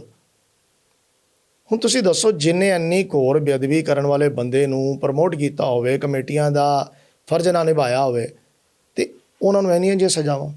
ਹੁਣ ਜਿਹੜਾ ਇਹ ਰੀਸੈਂਟਲੀ ਕੇਸ ਸਾਡੇ ਸਾਹਮਣੇ ਆਇਆ ਭਾਈ ਵੀਰ ਸਿੰਘ ਸਦਨ ਵਾਲਾ, ਹੁਣ ਗੱਲ ਤਾਂ ਇੱਥੇ ਵੀ ਉਹੀ ਘੁੰਮ ਕੇ ਆ ਜਾਂਦੀ ਹੈ ਕਿ ਹੁਣ ਬੰਦਾ ਤਾਂ ਰਸੂਖ ਵਾਲਾ, ਉਹ ਹੁਣ ਲਗਾਤਾਰ ਲੱਗਿਆ ਪਿਆ ਵੇ। ਸਾਡੇ ਕੋਲ ਆ ਰਹੀਆਂ ਫੇਸਬੁੱਕ ਦੇ ਉੱਤੇ ਕਈ ਸਾਰੀ ਉਹਦੀ ਅਪਡੇਟ ਆ ਰਹੀਆਂ। ਹੁਣ ਜੀ ਉੱਥੇ ਜਿਹੜੇ ਬੱਚੇ ਤੁਹਾਨੂੰ ਦੱਸਿਆ ਕਿ ਉਹ UPSC ਦੀ ਅਤੇ ਆਪਣੀ ਆਈਲੈਟ ਦੀ ਜਾਂ ਦੂਜੀਆਂ ਪੜ੍ਹਾਈਆਂ ਜਿਹੜੀਆਂ ਕਰਦੇ ਨੇ ਉਹ ਕਰਦੇ ਪਏ ਨੇ ਐਡੀ ਵੱਡੀ ਲਾਇਬ੍ਰੇਰੀ ਦੇ ਅੰਦਰ। ਹੁਣ ਸਾਧ ਸੰਗਤ ਜੀ, ਮੈਂ ਗੱਲ ਦੁਬਾਰਾ ਵਾਪਸ ਲਿਆ ਰਿਹਾ ਮੌਜੂਦਾ ਭਾਈ ਵੀਰ ਸਿੰਘ ਸਦਨ ਦੇ ਉੱਤੇ। ਅਤੇ ਜਿਸ ਵੇਲੇ ਤੁਸੀਂ ਦੇਖੋ ਉੱਥੇ ਵੀ ਇਹੀ ਕੁਛ ਹੋਇਆ, ਕਿਸ ਤਰੀਕੇ ਨਾਲ ਜਿਹੜਾ ਹਾਲੇ ਮੈਂ ਬਹੁਤ ਤੁਹਾਨੂੰ ਸੰਖੇਪ ਦੇ ਵਿੱਚ ਇਹ ਗੱਲ ਦੱਸੀ ਹੈ। ਬਿਲਕੁਲ, ਸਾਨੂੰ ਪ੍ਰੋਗਰਾਮ ਵੀ ਆਪਣਾ ਸੰਤੋਖ ਲੈ, ਕਿਉਂਕਿ ਸੰਗਤਾਂ ਅੱਜ ਕੱਲ੍ਹ ਲੰਮੇ ਪ੍ਰੋਗਰਾਮ ਨਹੀਂ। ਜਿਹੜਾ ਤੁਹਾਡਾ ਹੈਗਾ ਵੇ ਇਹ ਵਾਲਾ ਭਾਈ ਵੀਰ ਸਿੰਘ ਵਾਲਾ ਇਸ਼ੂ, ਭਾਈ ਵੀਰ ਸਿੰਘ ਸਦਨ ਜਿਹੜਾ ਹੈ ਨਾ, ਹੈ ਤਾਂ ਬਹੁਤ ਉੱਤਮ ਚੀਜ਼, ਪਰ ਉੱਥੇ ਕਬਜ਼ਾ ਜਿਹੜਾ ਪੂਰਾ ਉਹ ਸਾਰਾ ਜਿਹੜਾ ਮਸੰਦਾਂ ਦਾ ਕਹਿ ਲਓ, ਪਿੱਛੋਂ ਸਰਕਾਰਾਂ ਦਾ ਕਹਿ ਲਓ, ਜਿੰਦਾ ਮਰਜ਼ੀ ਕਹਿ ਲਓ। ਹੁਣ ਉੱਥੇ ਮੈਂ ਰਾਸ਼ਟਰੀ ਸਿੱਖ ਸੰਗਤ ਦੇ ਪ੍ਰੋਗਰਾਮ ਹੁੰਦੇ ਵੀ ਦੇਖੇ ਹੋਏ ਨੇ, ਮੇਰੇ ਰਿਕਾਰਡ ਵਿੱਚ ਹੈਗੇ ਨੇ, ਮੈਂ ਉਹਨੂੰ ਰਿਕਾਰਡ ਕੀਤਾ ਹੋਇਆ, ਬਹੁਤ ਟਾਈਮ ਪਹਿਲੇ ਦੀ ਗੱਲ ਕਰ ਰਿਹਾ। ਜਦ ਕਿ ਹਾਲੇ ਅਕਾਲ ਤਖਤ ਸਾਹਿਬ ਤੋਂ ਉਹਨਾਂ ਨਾਲ ਸੰਬੰਧ ਰੱਖਣ ਦਾ ਹੁਕਮ ਹੋਇਆ ਪਿਆ। ਹੁਣ ਜਿਹੜਾ ਬੰਦਾ ਉੱਥੇ ਕਾਬਜ ਹੈ, ਹੁਣ ਜਦ ਤੱਕ ਉਹਦੀ ਥਾਂ ਕੋਈ ਗੁਰਸਿੱਖ ਬੰਦਾ, ਹੁਣ ਤੁਸੀਂ ਗੱਲ ਮੈਂ ਤੁਹਾਨੂੰ ਇੱਥੇ ਇਹ ਕਹਿਣੀ ਚਾਹਾਂਗਾ ਕਿ ਸਾਡੇ ਅੰਦਰ ਜਿਹੜੀ ਅੰਗਰੇਜ਼ਾਂ ਤੋਂ ਬਾਅਦ ਇੱਕ ਜਿਹੜੀ ਗੱਲ ਚੱਲ ਪਈ ਹੈ ਨਾ, ਇੱਕ ਪ੍ਰੋਫੈਸਰ ਅਤੇ ਇੱਕ ਡਾਕਟਰ, ਇਹਨੇ ਸੱਚ ਜਾਣਿਓ ਪੰਥ ਦਾ ਨੁਕਸਾਨ ਬੜਾ ਕੀਤਾ ਜੀ। ਅੰਗਰੇਜ਼ ਤੇ ਮਰ ਗਏ, ਅੰਗਰੇਜ਼ ਤੇ ਚਲੇ ਗਏ, ਤੇ ਸਾਡੇ ਬਿਮਾਰੀਆਂ ਸਾਨੂੰ ਦੇ ਇਹ ਬਿਮਾਰੀ ਸਾਡੇ ਜੋਗੀ ਛੱਡ ਗਏ। ਸਾਡੇ ਗਲੇ ਛੱਡ। ਹੁਣ ਚੱਕਰ ਕੀ ਹੈ ਕਿ ਤੁਸੀਂ ਅਗਰ ਪੰਥ ਦੀ ਰਵਾਇਤ ਦੇਖੋ, ਪੰਥ ਦੇ ਜਿਹੜੇ ਖਾਲਸਾ ਰਵਾਇਤਾਂ ਨੇ ਸਾਡੀਆਂ, ਜਿਹੜਾ ਸਾਡਾ ਆਪਣਾ ਵੇ, ਜਿਹੜਾ ਸਾਨੂੰ ਗੁਰੂ ਸਾਹਿਬਾਨ ਨੇ ਪੰਥ ਨੇ ਦਿੱਤਾ, ਉਹ ਨਾਮ ਸੀ, ਉਪਾਧੀਆਂ ਸੀ ਜਿਹੜੀਆਂ ਅੱਜ ਵੀ ਸ਼੍ਰੀ ਅਕਾਲ ਤਖਤ ਸਾਹਿਬ ਤੋਂ ਮਿਲਦੀਆਂ। ਉਹ ਉਪਾਧੀ ਹੀ ਭਾਈ ਸਾਹਿਬ ਦੀ। ਅਗਰ ਤੁਸੀਂ ਗੁਰਦਾਸ ਜੀ ਦੀ ਗੱਲ ਕਰੋਗੇ ਤਾਂ ਸਭ ਤੋਂ ਪਹਿਲੇ ਤੁਹਾਨੂੰ ਕੀ ਲਗਾਉਣਾ ਹੋਵੇਗਾ? ਭਾਈ ਸਾਹਿਬ, ਭਾਈ ਗੁਰਦਾਸ ਜੀ, ਉਹਨਾਂ ਨੂੰ ਭਾਈ ਸਾਹਿਬ ਦੀ ਉਪਾਧੀ ਹੈ, ਸਿੰਘ ਸਾਹਿਬ ਦੀ ਉਪਾਧੀ ਹੈ। ਇਹ ਸਾਡੇ ਪੈਰਾਮੀਟਰ ਹੁੰਦੇ ਸਨ, ਇਹ ਇੱਦਾਂ ਪੰਥ ਚੱਲਦਾ ਸੀਗਾ। ਹੁਣ ਤੁਸੀਂ ਦੇਖੋ, ਜੇ ਤੁਹਾਡੇ ਕੋਲ ਸੰਖੇਪ ਜਾਂ ਸਮਾਂ ਹੋਰ ਹੋਵੇ ਤਾਂ ਮੈਂ ਤੁਹਾਨੂੰ ਥੋੜਾ ਜਿਹਾ ਕਲੀਅਰ ਕਰ ਦਿਆਂ। ਮੈਂ ਚਾਹਾਂਗਾ ਲਿਮਟਿਡ ਲਫ਼ਜ਼ਾਂ ਦੇ ਵਿੱਚ, ਬੜੇ ਸਾਰੇ ਸਵਾਲ ਨੇ, ਮੈਂ ਚਾਹੁੰਦਾ ਸੀ ਸਵਾਲਾਂ ਲਿਮਟਿਡ ਤਾਂ ਮੈਂ ਤਾਂ ਕਹਿ ਰਿਹਾ, ਜਦੋਂ ਮਹਾਰਾਜਾ ਰਣਜੀਤ ਸਿੰਘ ਦਾ ਰਾਜ ਸੀ ਨਾ, ਆਪਾਂ ਬਹੁਤ ਵੱਡੇ ਇਤਿਹਾਸ ਨੂੰ ਬੜਾ ਕੰਪਰੈਸ ਕਰਕੇ ਛੋਟਾ ਕਰ ਰਹੇ ਹਾਂ। ਸਿਰਫ ਇਸ਼ਾਰਾ ਮਾਤਰ ਮੈਂ ਗੱਲ ਕਰ ਰਿਹਾ। ਇਹ ਨੌਬਤਾਂ ਆਈਆਂ ਕਿਉਂ ਨੇ? ਮਹਾਰਾਜਾ ਰਣਜੀਤ ਸਿੰਘ ਦੇ ਟਾਈਮ 'ਤੇ ਹਰ ਬੰਦਾ ਜਿਹੜਾ ਨਾ, ਮਤਲਬ ਤੁਹਾਡਾ 98% ਬੰਦਾ ਐਜੂਕੇਟਡ ਸੀ। ਇੱਕ ਪਿੰਡ ਦਾ ਮੈਂ ਰਿਕਾਰਡ ਪੜ੍ਹ ਰਿਹਾ ਸੀਗਾ, ਕਹਿੰਦੇ ਜੀ ਉਹਦੀ ਆਬਾਦੀ 1500 ਬੰਦਿਆਂ ਦੀ ਸੀ ਨਾ, ਅਤੇ ਵਿੱਚੋਂ ਦੀ 1498 ਬੰਦੇ ਪੜ੍ਹੇ ਲਿਖੇ ਸਨ, 2 ਸਿਰਫ ਅਨਪੜ੍ਹ ਸਨ। ਹੁਣ ਇਹ ਜਿਹੜੀਆਂ ਅੰਗਰੇਜ਼ਾਂ ਦਾ ਜਗ੍ਹਾ ਤੁਸੀਂ ਸਿਸਟਮ ਪੜ੍ਹੋ, ਅਤੇ ਜਿਹੜੀ ਐਲਿਜ਼ਾਬੈਥ ਸੀਗੀ ਰਾਣੀ ਉੱਥੇ ਦੀ, ਉਹਨੇ ਜਦੋਂ ਮੈਂ ਡੈਲੀਗੇਸ਼ਨ ਭੇਜਿਆ ਸੀ ਨਾ ਰਾਜੇ ਕੋਲ, ਅਤੇ ਬਿਨਾਂ ਆਗਿਆ ਤੋਂ ਰਣਜੀਤ ਸਿੰਘ ਦੀ ਉਹ ਡੈਲੀਗੇਸ਼ਨ ਆਇਆ, ਅਤੇ ਮਹਾਰਾਜੇ ਨੇ 6 ਮਹੀਨੇ ਉਹਨਾਂ ਨੂੰ ਟਾਈਮ ਹੀ ਨਹੀਂ ਦਿੱਤਾ ਗੱਲ ਕਰਨ ਦਾ। ਉਹਨਾਂ ਨੂੰ ਖਵਾਉਂਦੇ ਪਿਆਉਂਦੇ ਰਹੇ, ਕਹਿੰਦਾ ਬਿਨਾਂ ਪੁੱਛੇ ਆਇਓ, ਮੈਂ ਜਦੋਂ ਮੇਰੇ ਕੋਲ ਟਾਈਮ ਹੋਵੇਗਾ ਮੈਂ ਤਾਂ ਮਿਲਾਂਗਾ। ਬੜੀ ਸੰਖੇਪ ਵਿੱਚ ਗੱਲ ਕਰ ਰਹੇ ਆਪਾਂ। ਅਤੇ ਜਦੋਂ ਡੈਲੀਗੇਸ਼ਨ ਨਾਲ ਮਿਲੇ, ਗੱਲਬਾਤ ਹੋਈ, ਅਤੇ ਵਾਪਸ ਉਹਨਾਂ ਨੇ ਜਾ ਕੇ ਡੈਲੀਗੇਸ਼ਨ ਰਿਪੋਰਟ ਦੀ ਵੀ ਰਾਣੀ ਇਹ ਗੱਲ ਯਾਦ ਰੱਖੀ, ਕਦੀ ਵੀ ਸੋਚ ਨਾ ਲਈ ਰਣਜੀਤ ਸਿੰਘ ਦੇ ਉੱਤੇ ਹਮਲਾ ਕਰਨ ਦਾ, ਜਿੱਤ ਨਹੀਂ ਪਾਏਂਗੇ। ਇੱਕ ਉਹਦਾ ਜਿਹੜਾ ਐਜੂਕੇਸ਼ਨ ਸਿਸਟਮ ਹੈ ਬੜਾ ਮਜ਼ਬੂਤ ਹੀ, ਕਿਉਂਕਿ ਮਹਾਰਾਜੇ ਦਾ ਇੱਕ ਬਹੁਤ ਜ਼ਰੂਰੀ ਉਹ ਸੀਗਾ ਕਿ ਮੈਂ ਦੇਖੋ ਵਿਸ਼ੇ ਤੋਂ ਬੜਾ ਇੱਧਰ ਉੱਧਰ ਤੁਹਾਨੂੰ ਤਾਂ ਕਹਿ ਰਿਹਾ ਕਿ ਥੋੜ੍ਹੀ ਜਿਹੀ ਤੁਹਾਨੂੰ ਸਮਝ ਆ ਜਾਏ ਸੁਣਨ ਵਾਲੇ ਸਰੋਤਿਆਂ ਨੂੰ, ਕਿ ਜਿਹੜਾ ਸਾਡਾ ਪਿਛੋਕੜ ਹੈ ਉਹ ਬੜੀ ਮਜ਼ਬੂਤ ਹੈ। ਅਤੇ ਸਰਕਾਰਾਂ ਉਸੇ ਚੀਜ਼ ਦੇ ਜਿਹੜਾ ਅੰਗਰੇਜ਼ਾਂ ਨੇ ਜੋ ਸਾਡੀਆਂ ਪਾਲਿਸੀਆਂ ਬਣਾਈਆਂ ਨੇ ਸਾਨੂੰ ਤਬਾਹ ਕਰਨ ਦੀ, ਉਹ ਅੱਜ ਤੱਕ ਜਾਰੀ ਨੇ। ਮਤਲਬ ਇਹ ਨਾ ਸਮਝੋ ਕਿ ਵੀ ਇੱਥੋਂ ਤੱਕ ਨਹੀਂ, ਅਬਦਾਲੀ ਤੋਂ ਭਾਵੇਂ ਲੈ ਲਓ ਤੁਸੀਂ, ਭਾਵੇਂ ਅੰਗਰੇਜ਼ਾਂ ਤੋਂ ਲੈ ਲਓ, ਇਹ ਹੁਣ ਤੱਕ ਸਾਰਾ ਕੁਝ ਉਹੀ ਵਰਤਿਆ ਜਾ ਰਿਹਾ, ਸਾਡੇ ਤੇ ਸਾਰਾ ਉਹੀ ਅਪਲਾਈ ਕੀਤਾ ਜਾ ਰਿਹਾ। ਹੁਣ ਇਹ ਕਿ ਸਾਡਾ ਜਿਹੜਾ ਨੁਕਸਾਨ ਹੋਇਆ, ਸਾਡੀ ਐਜੂਕੇਸ਼ਨ ਕਿੱਥੇ ਗਈ ਹੈ? ਉਹਦੇ ਵਿੱਚ ਉਹਦਾ ਰਾਣੀ ਨੇ ਫਿਰ ਨਾ, ਇੱਕ ਬੰਦਾ ਸੀਗਾ, ਇੱਕ ਪ੍ਰੋਫੈਸਰ, ਉਹਦਾ ਨਾਮ ਸੀਗਾ GW ਲਰਨਰ, ਉਹਨੂੰ ਬੁਲਾਇਆ, ਉਹਨੂੰ ਪੰਜਾਬ ਭੇਜਿਆ ਤਾਂ ਦੱਸਿਆ ਵੀ ਪੰਜਾਂ ਨੂੰ ਐਜੂਕੇਸ਼ਨ ਸਿਸਟਮ ਨੂੰ ਤਬਾਹ ਕਰਨ ਵਾਸਤੇ ਕਿੰਨੇ ਪੈਸੇ ਔਰ ਕਿੰਨਾ ਵਕਤ ਲਏਗਾ। ਉਹਨੇ ਪੈਸੇ ਔਰ ਕਈ ਸਾਲ ਮੰਗੇ, ਜਿੰਦੇ ਤਬਾਹੀ ਕਰਤੀ ਉਹਨੇ। ਉਹ ਤੁਹਾਡੀ ਬਾਰਕਲੇ ਯੂਨੀਵਰਸਿਟੀ ਔਰ ਤੁਹਾਡੀ ਹਾਵਰਡ ਯੂਨੀਵਰਸਿਟੀ ਜਿਹੜੀ ਹੈ ਨਾ, ਪੰਜਾਬ ਪੈਟਰਨ ਹੈ, ਉਹ ਕਦੀ ਪੂਰਾ ਇਤਿਹਾਸ ਪੜ੍ਹ ਕੇ ਦੇਖਣਾ, ਇੱਥੋਂ ਦੀ ਸਾਰਾ ਚੁੱਕ ਕੇ ਲੈ ਗਏ ਨੇ ਉੱਥੇ। ਅਵਤਾਰ ਸਿੰਘ ਜੀ, ਤੁਹਾਡੀ ਦੇਖੋ ਕੋਹਿਨੂਰ ਹੀਰਾ ਔਰ ਤੁਹਾਡੇ ਬੁੱਢਮੱਲੇ ਸ਼ਸਤਰ, ਜਿੰਨਾ ਤੁਹਾਡਾ ਸਰਮਾਇਆ ਹੈ ਨਾ, ਸਾਰਾ ਗੋਰਿਆਂ ਕੋਲ ਪਿਆ ਹੋਇਆ, ਸਾਰਾ ਕੁਝ ਉਹਨਾਂ ਕੋਲ ਪਿਆ ਹੋਇਆ, ਸਾਂਭ ਕੇ ਰੱਖਿਆ ਉਹਨਾਂ ਨੇ, ਜਾ ਕੇ ਕਦੀ ਦੇਖ ਕੇ ਆਓ। ਹੁਣ ਸਾਡੀ ਮੁਸੀਬਤ ਹੈ ਵੇ ਜਸਵਿੰਦਰ ਵੀਰ ਜੀ, ਕਿ ਸਾਡੇ ਜਿਹੜੇ ਅਹੁਦਿਆਂ 'ਤੇ ਬੰਦੇ ਬੈਠੇ ਨੇ ਨਾ, ਉਹ ਨਿਕੰਮੇ ਨੇ। ਅਸੀਂ ਜਾ ਕੇ ਰੋਈਏ ਕਿੱਥੇ, ਕਿਹਨੂੰ ਕਹੀਏ? ਮੈਂ ਉਸੇ ਸਵਾਲ ਦੇ ਉੱਤੇ ਆ ਰਿਹਾ। ਬੜੇ ਸਾਰੇ ਸਵਾਲ ਨੇ, ਕਿਉਂਕਿ ਇਤਿਹਾਸਕ ਹਕੀਕਤ ਵਿੱਚ ਇਹ ਜਿਹੜੀ ਚਰਚਾ ਹੈ, ਸ਼ਾਇਦ ਅਸੀਂ 1 ਘੰਟਾ ਕੀ 10 ਘੰਟੇ ਵੀ ਲੱਗੇ ਰਹੀਏ, ਚਰਚਾ ਨਹੀਂ ਮੁੱਕਣੀ ਹੈ। ਮੈਂ ਤੁਹਾਡੇ ਨਾਲ ਕੁਝ ਸਵਾਲ ਪੁੱਛਾਂਗਾ, ਮੈਂ ਚਾਹਾਂਗਾ ਤੁਸੀਂ ਹਾਂ ਨਾ ਜੀ ਬੜੇ ਲਿਮਟਿਡ ਵਰਦੀ 'ਚ ਉਹਨਾਂ ਦਾ ਜਵਾਬ ਦਿਓ। ਕੋਸ਼ਿਸ਼ ਕਰਾਂਗੇ। ਬਿਲਕੁਲ, ਮੈਂ ਇਹ ਚਾਹੁੰਦਾ, ਕਿਉਂਕਿ ਜਿਹੜੇ ਸਵਾਲ ਨੇ ਕਿਤੇ ਨਾ ਕਿਤੇ ਜਿਹੜੀ ਸੰਗਤਾਂ ਸਾਡੇ ਪ੍ਰੋਗਰਾਮ ਨੂੰ ਦੇਖ ਰਹੀਆਂ ਨੇ, ਉਹਨਾਂ ਦੇ ਦਿਲ ਵਿੱਚ ਸਵਾਲ ਆਉਣਗੇ ਜਿਹੜਾ ਮੈਂ ਤੁਹਾਡੇ ਤੋਂ ਪੁੱਛਣਾ ਚਾਹ ਰਿਹਾ। ਸਰਕਾਰਾਂ ਦੇ ਜਿਹੜਾ ਮੈਂ ਹੁਣੇ ਥੋੜ੍ਹੇ ਦੇਰ ਪਹਿਲੇ ਲਫ਼ਜ਼ ਵਰਤਿਆ ਸੀ ਕਿ ਲੋਕਾਂ ਦੇ ਦਿਮਾਗ 'ਚ 2 ਹੀ ਨਾਮ ਆਉਂਦੇ ਨੇ ਜੀ, ਕਿ ਸਾਡੇ ਵੈਰੀਆਂ ਦੇ ਅੰਦਰ ਜਾਂ ਤਾਂ ਜੀ ਕਾਂਗਰਸ ਹੈ ਜਾਂ RSS ਹੈ, ਇਹ 2 ਹੀ ਨਾਮ ਚੱਲਦੇ ਹੈਗੇ। ਹਾਂਜੀ, ਮੈਂ ਤੁਹਾਡੇ ਤਜਰਬੇ ਤੋਂ ਪੁੱਛਣਾ ਚਾਹੁੰਦਾ, ਤੁਸੀਂ ਸੰਘਰਸ਼ ਦੇ ਟਾਈਮ ਦੇ ਵਿੱਚ ਵੀ ਇਨਵੋਲਵ ਰਹੇ ਹੋ, ਤੁਸੀਂ ਪਿਛਲੇ 40-50 ਸਾਲਾਂ 'ਚੋਂ ਮੈਂ ਕਹਾਂ ਸਟਿੰਗ ਆਪਰੇਸ਼ਨਸ ਵੀ ਕੀਤੇ ਨੇ, ਔਰ ਆਪਣੇ ਹੱਥੀਂ ਤੁਸੀਂ ਗੁਰਬਾਣੀ ਨੂੰ ਸਟੱਡੀ ਵੀ ਕੀਤਾ ਹੈ। ਮੈਂ ਉਸ ਐਕਸਪੀਰੀਅੰਸ, ਉਸ ਤਜਰਬੇ ਤੋਂ ਮੈਂ ਕੁਝ ਸਵਾਲਾਂ ਦੇ ਜਵਾਬ ਚਾਹੁੰਦਾ। ਮੇਰਾ ਸਭ ਤੋਂ ਪਹਿਲਾ ਸਵਾਲ ਹੈ ਕਿ ਅੱਜ ਸ਼੍ਰੀ ਅਕਾਲ ਤਖਤ ਸਾਹਿਬ ਦਾ ਜਿਹੜਾ ਪਦ ਹੈ, ਜਿਹੜਾ ਇੱਕ ਸਤਿਕਾਰ ਹੈ, ਕੀ ਉਹ ਸਾਡੇ ਵੈਰੀਆਂ ਦੇ ਹੱਥ ਵਿੱਚ ਹੈ? ਸਿੱਧਾ ਜਵਾਬ। ਦੇਖੋ, ਸਿੱਧਾ ਜਵਾਬ ਤਾਂ ਇਹੀ ਹੈ ਕਿ ਇਹਦੇ 'ਚ ਕੋਈ ਸ਼ੱਕ ਨਹੀਂ ਹੈ ਕਿ ਸਾਡੇ ਗਾਹੇ ਬਗਾਹੇ ਜਿਹੜਾ ਨਾ, ਉਹਨਾਂ ਦਾ ਪਿੱਛੋਂ ਦੀ ਤਾਂ ਪੂਰਾ ਹੈਂਡਲ ਉਹ ਕਰਦਾ ਹੀ ਨੇ ਉਹਨੂੰ। ਚਾਹੇ ਤੁਸੀਂ, ਮੈਨੂੰ ਕਹਿਣ 'ਚ ਤਾਂ ਕੋਈ ਹਰਜ ਨਹੀਂ ਹੈ ਕਿ ਜਿਹੜੀ ਤੁਸੀਂ ਅੱਜ ਅਕਾਲੀ ਦਲ ਦੀ ਜੋ ਹਾਲਾਤ ਦੇਖ ਰਹੇ ਹੋ, ਉਹ ਕਿਸੇ ਤੋਂ ਛੁਪੇ ਹੋਏ ਤਾਂ ਹੈ ਨਹੀਂ। ਹੁਣ ਅਕਾਲ ਤਖਤ ਸਾਹਿਬ ਦੇ ਉੱਤੇ ਜਿੰਨੇ ਵੀ ਜਥੇਦਾਰ ਸਾਹਿਬਾਨ ਜਿਹੜੇ ਨੇ, ਅਗਰ ਤੁਸੀਂ 84 ਤੋਂ ਪਿੱਛੇ ਚਲੇ ਜਾਓ, ਗੁਰਦਿਆਲ ਸਿੰਘ ਅਜਨੋਹਾ ਸਾਹਿਬ ਵਰਗੀ ਸ਼ਖਸੀਅਤ ਤੁਹਾਨੂੰ ਨਹੀਂ ਮਿਲਣ ਲੱਗੀ। ਪੁਰਾਤਨ ਜਿਹੜੇ ਬੰਦੇ ਨੇ, ਕਿਆ ਜੁਰਤ ਵਾਲੇ ਬੰਦੇ ਸਨ। ਉਸ ਤੋਂ ਬਾਅਦ ਜਿਹੜੇ ਸੰਤਾਂ ਦੇ ਟਾਈਮ ਤੇ ਹੋਏ ਨੇ ਨਾਲ, ਉਸ ਤੋਂ ਇਲਾਵਾ ਉਸ ਤੋਂ ਬਾਅਦ ਜਦੋਂ ਚੇਂਜ ਆਉਂਦਾ ਗਿਆ, ਉਦੋਂ ਬਾਅਦ ਪ੍ਰੋਫੈਸਰ ਦਰਸ਼ਨ ਸਿੰਘ ਜੀ ਆਏ।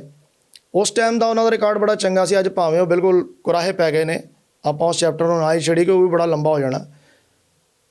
ਉਸ ਤੋਂ ਬਾਅਦ ਸੰਘਰਸ਼ ਸ਼ੁਰੂ ਹੋ ਜਾਂਦਾ। ਉਹਦੇ ਅੰਦਰ ਕਿੰਨੇ ਹੀ ਜਥੇਦਾਰ ਬਣ ਜਾਂਦੇ ਨੇ। ਕੌਂਕੇ ਸਾਹਿਬ ਵੀ ਸਨ, ਜਸਬੀਰ ਸਿੰਘ ਰੋਡੇ ਸਾਹਿਬ ਹੋ ਗਏ, ਗੁਰਬਚਨ ਸਿੰਘ ਮਾਣੋਚਾਲ, ਇਸ ਤਰ੍ਹਾਂ ਦੇ ਹੋਰ 2-4 ਨਾਮ ਸਨ ਜਿਹੜੇ ਆਪਣੇ ਆਪ ਨੂੰ ਸਾਰੇ ਜਥੇਦਾਰ ਕਹਿਣ ਲੱਗ ਪਏ ਸਨ। ਉਸ ਤੋਂ ਬਾਅਦ ਸਮਾਂ ਬੀਤਦਾ ਹੈ ਅਤੇ ਪ੍ਰੋਫੈਸਰ ਮਨਜੀਤ ਸਿੰਘ ਜੀ ਉਹ ਆਉਂਦੇ ਨੇ।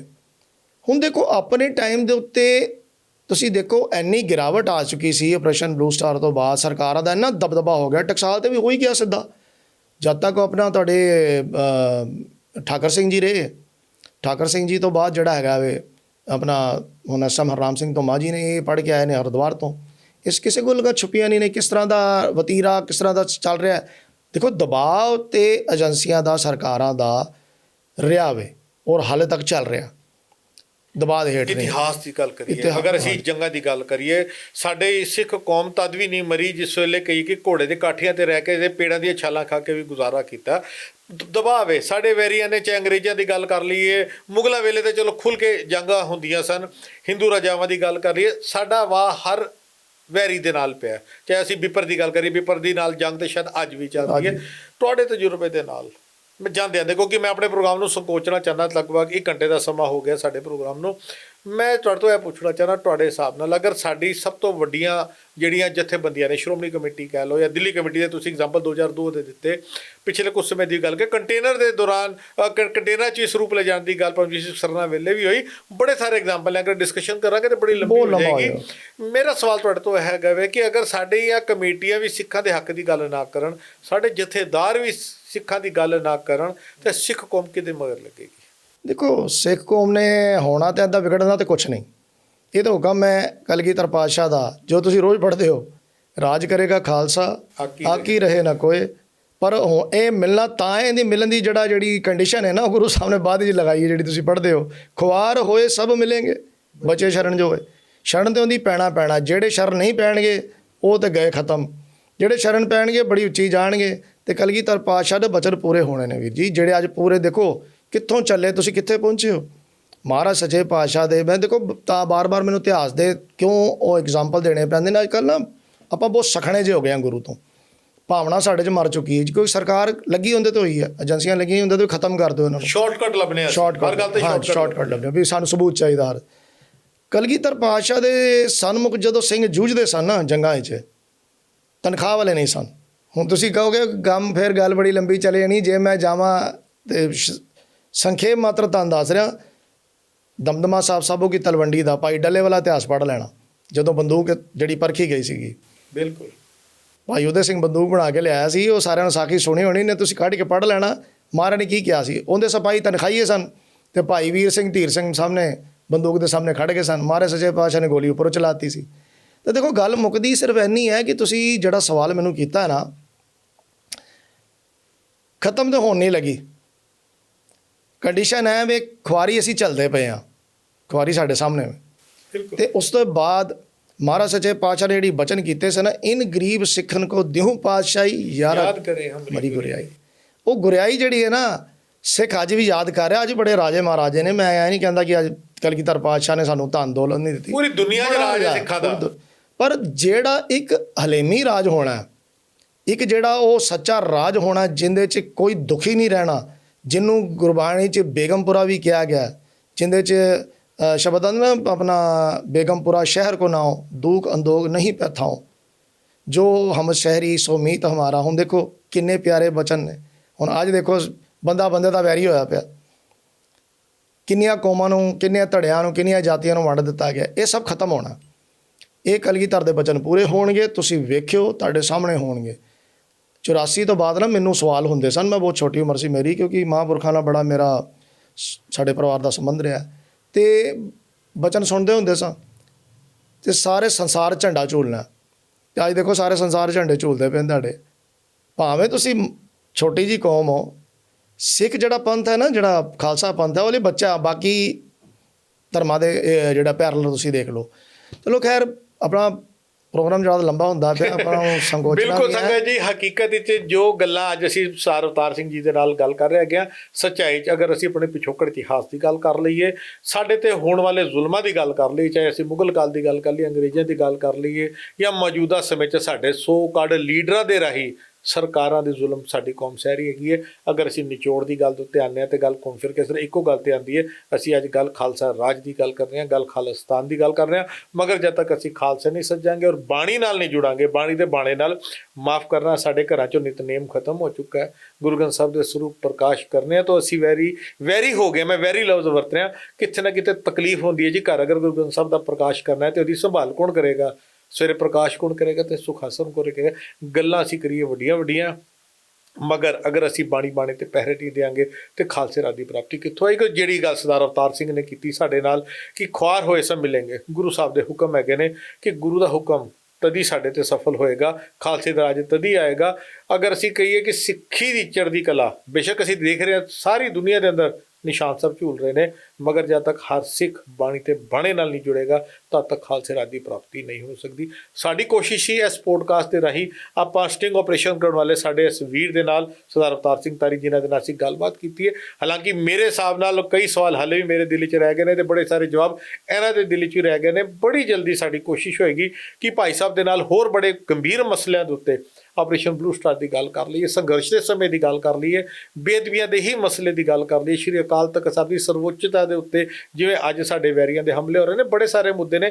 ਸਾਡੀ ਕੋਸ਼ਿਸ਼ ਹੋਏਗੀ ਕਿ ਆਉਣ ਵਾਲੇ ਦਿਨਾਂ 'ਚ ਅਸੀਂ ਭਾਈ ਸਾਹਿਬ ਨੂੰ ਦੁਬਾਰਾ ਲੈ ਕੇ ਆਈਏ, ਉਨ ਮਸਲਿਆਂ ਦੇ ਉੱਤੇ ਬੜੀ ਗੰਭੀਰ ਚਰਚਾ ਅਸੀਂ ਕਰਨੀ ਹੈਗੀ ਆਪਣੇ ਪੋਡਕਾਸਟ ਦੇ ਰਾਹੀਂ। ਸਾਡੀ ਕੋਸ਼ਿਸ਼ ਹੈ ਕਿ ਆਪਣੇ ਪੋਡਕਾਸਟ ਦੀ ਇਸ ਸੀਰੀਜ਼ ਅਸੀਂ ਹਰ ਵਾਰ ਇੱਕ ਨਵੇਂ ਧਾਰਮਿਕ ਚਿਹਰੇ ਨੂੰ ਲੈ ਕੇ ਆਈਏ ਤਾਂ ਕਿ ਦੁਨੀਆ ਦੇ ਅੱਗੇ ਅਸੀਂ ਉਸ ਨਿਰੋਲ ਪੰਥਕ ਸੋਚ ਨੂੰ ਲੈ ਕੇ ਆ ਸਕੀਏ ਜਿਹੜੀ ਹਾਲੇ ਕਿਤੇ ਨਾ ਕਿਤੇ ਮੀਡੀਆ ਤੇ ਔਰ ਕੈਮਰੇ ਤੋਂ ਦੂਰ ਹੈਗੀ ਹੈ। ਸਾਡੀ ਇਸ ਕੋਸ਼ਿਸ਼ 'ਚ ਸਰਦਾਰ ਸਿੰਘ ਸਾਡੇ ਨਾਲ ਜੁੜੇ ਸਨ। ਅਸੀਂ ਕਾਫੀ ਕੁਝ ਖੁਲਾਸੇ ਇਹਨਾਂ ਦੇ ਰਾਹੀਂ ਕੀਤੇ ਨੇ। ਆਉਣ ਵਾਲੇ ਅਗਲੇ ਪ੍ਰੋਗਰਾਮ ਵਿੱਚ ਹੋਰ ਆਪਣੇ ਮਹਿਮਾਨ ਦੇ ਨਾਲ ਫਿਰ ਹਾਜ਼ਰ ਹੋਵਾਂਗੇ। ਬਹੁਤ ਬਹੁਤ ਧੰਨਵਾਦ ਕਰਦੇ ਅਸੀਂ ਇਜਾਜ਼ਤ ਲੈਂਦੇ ਹਾਂ ਸਰਦਾਰ ਅਵਤਾਰ ਸਿੰਘ ਜੀ ਤੋਂ। ਅਵਤਾਰ ਸਿੰਘ ਜੀ, ਵਾਹਿਗੁਰੂ ਜੀ ਕਾ ਖਾਲਸਾ, ਵਾਹਿਗੁਰੂ ਜੀ ਕੀ ਫਤਿਹ।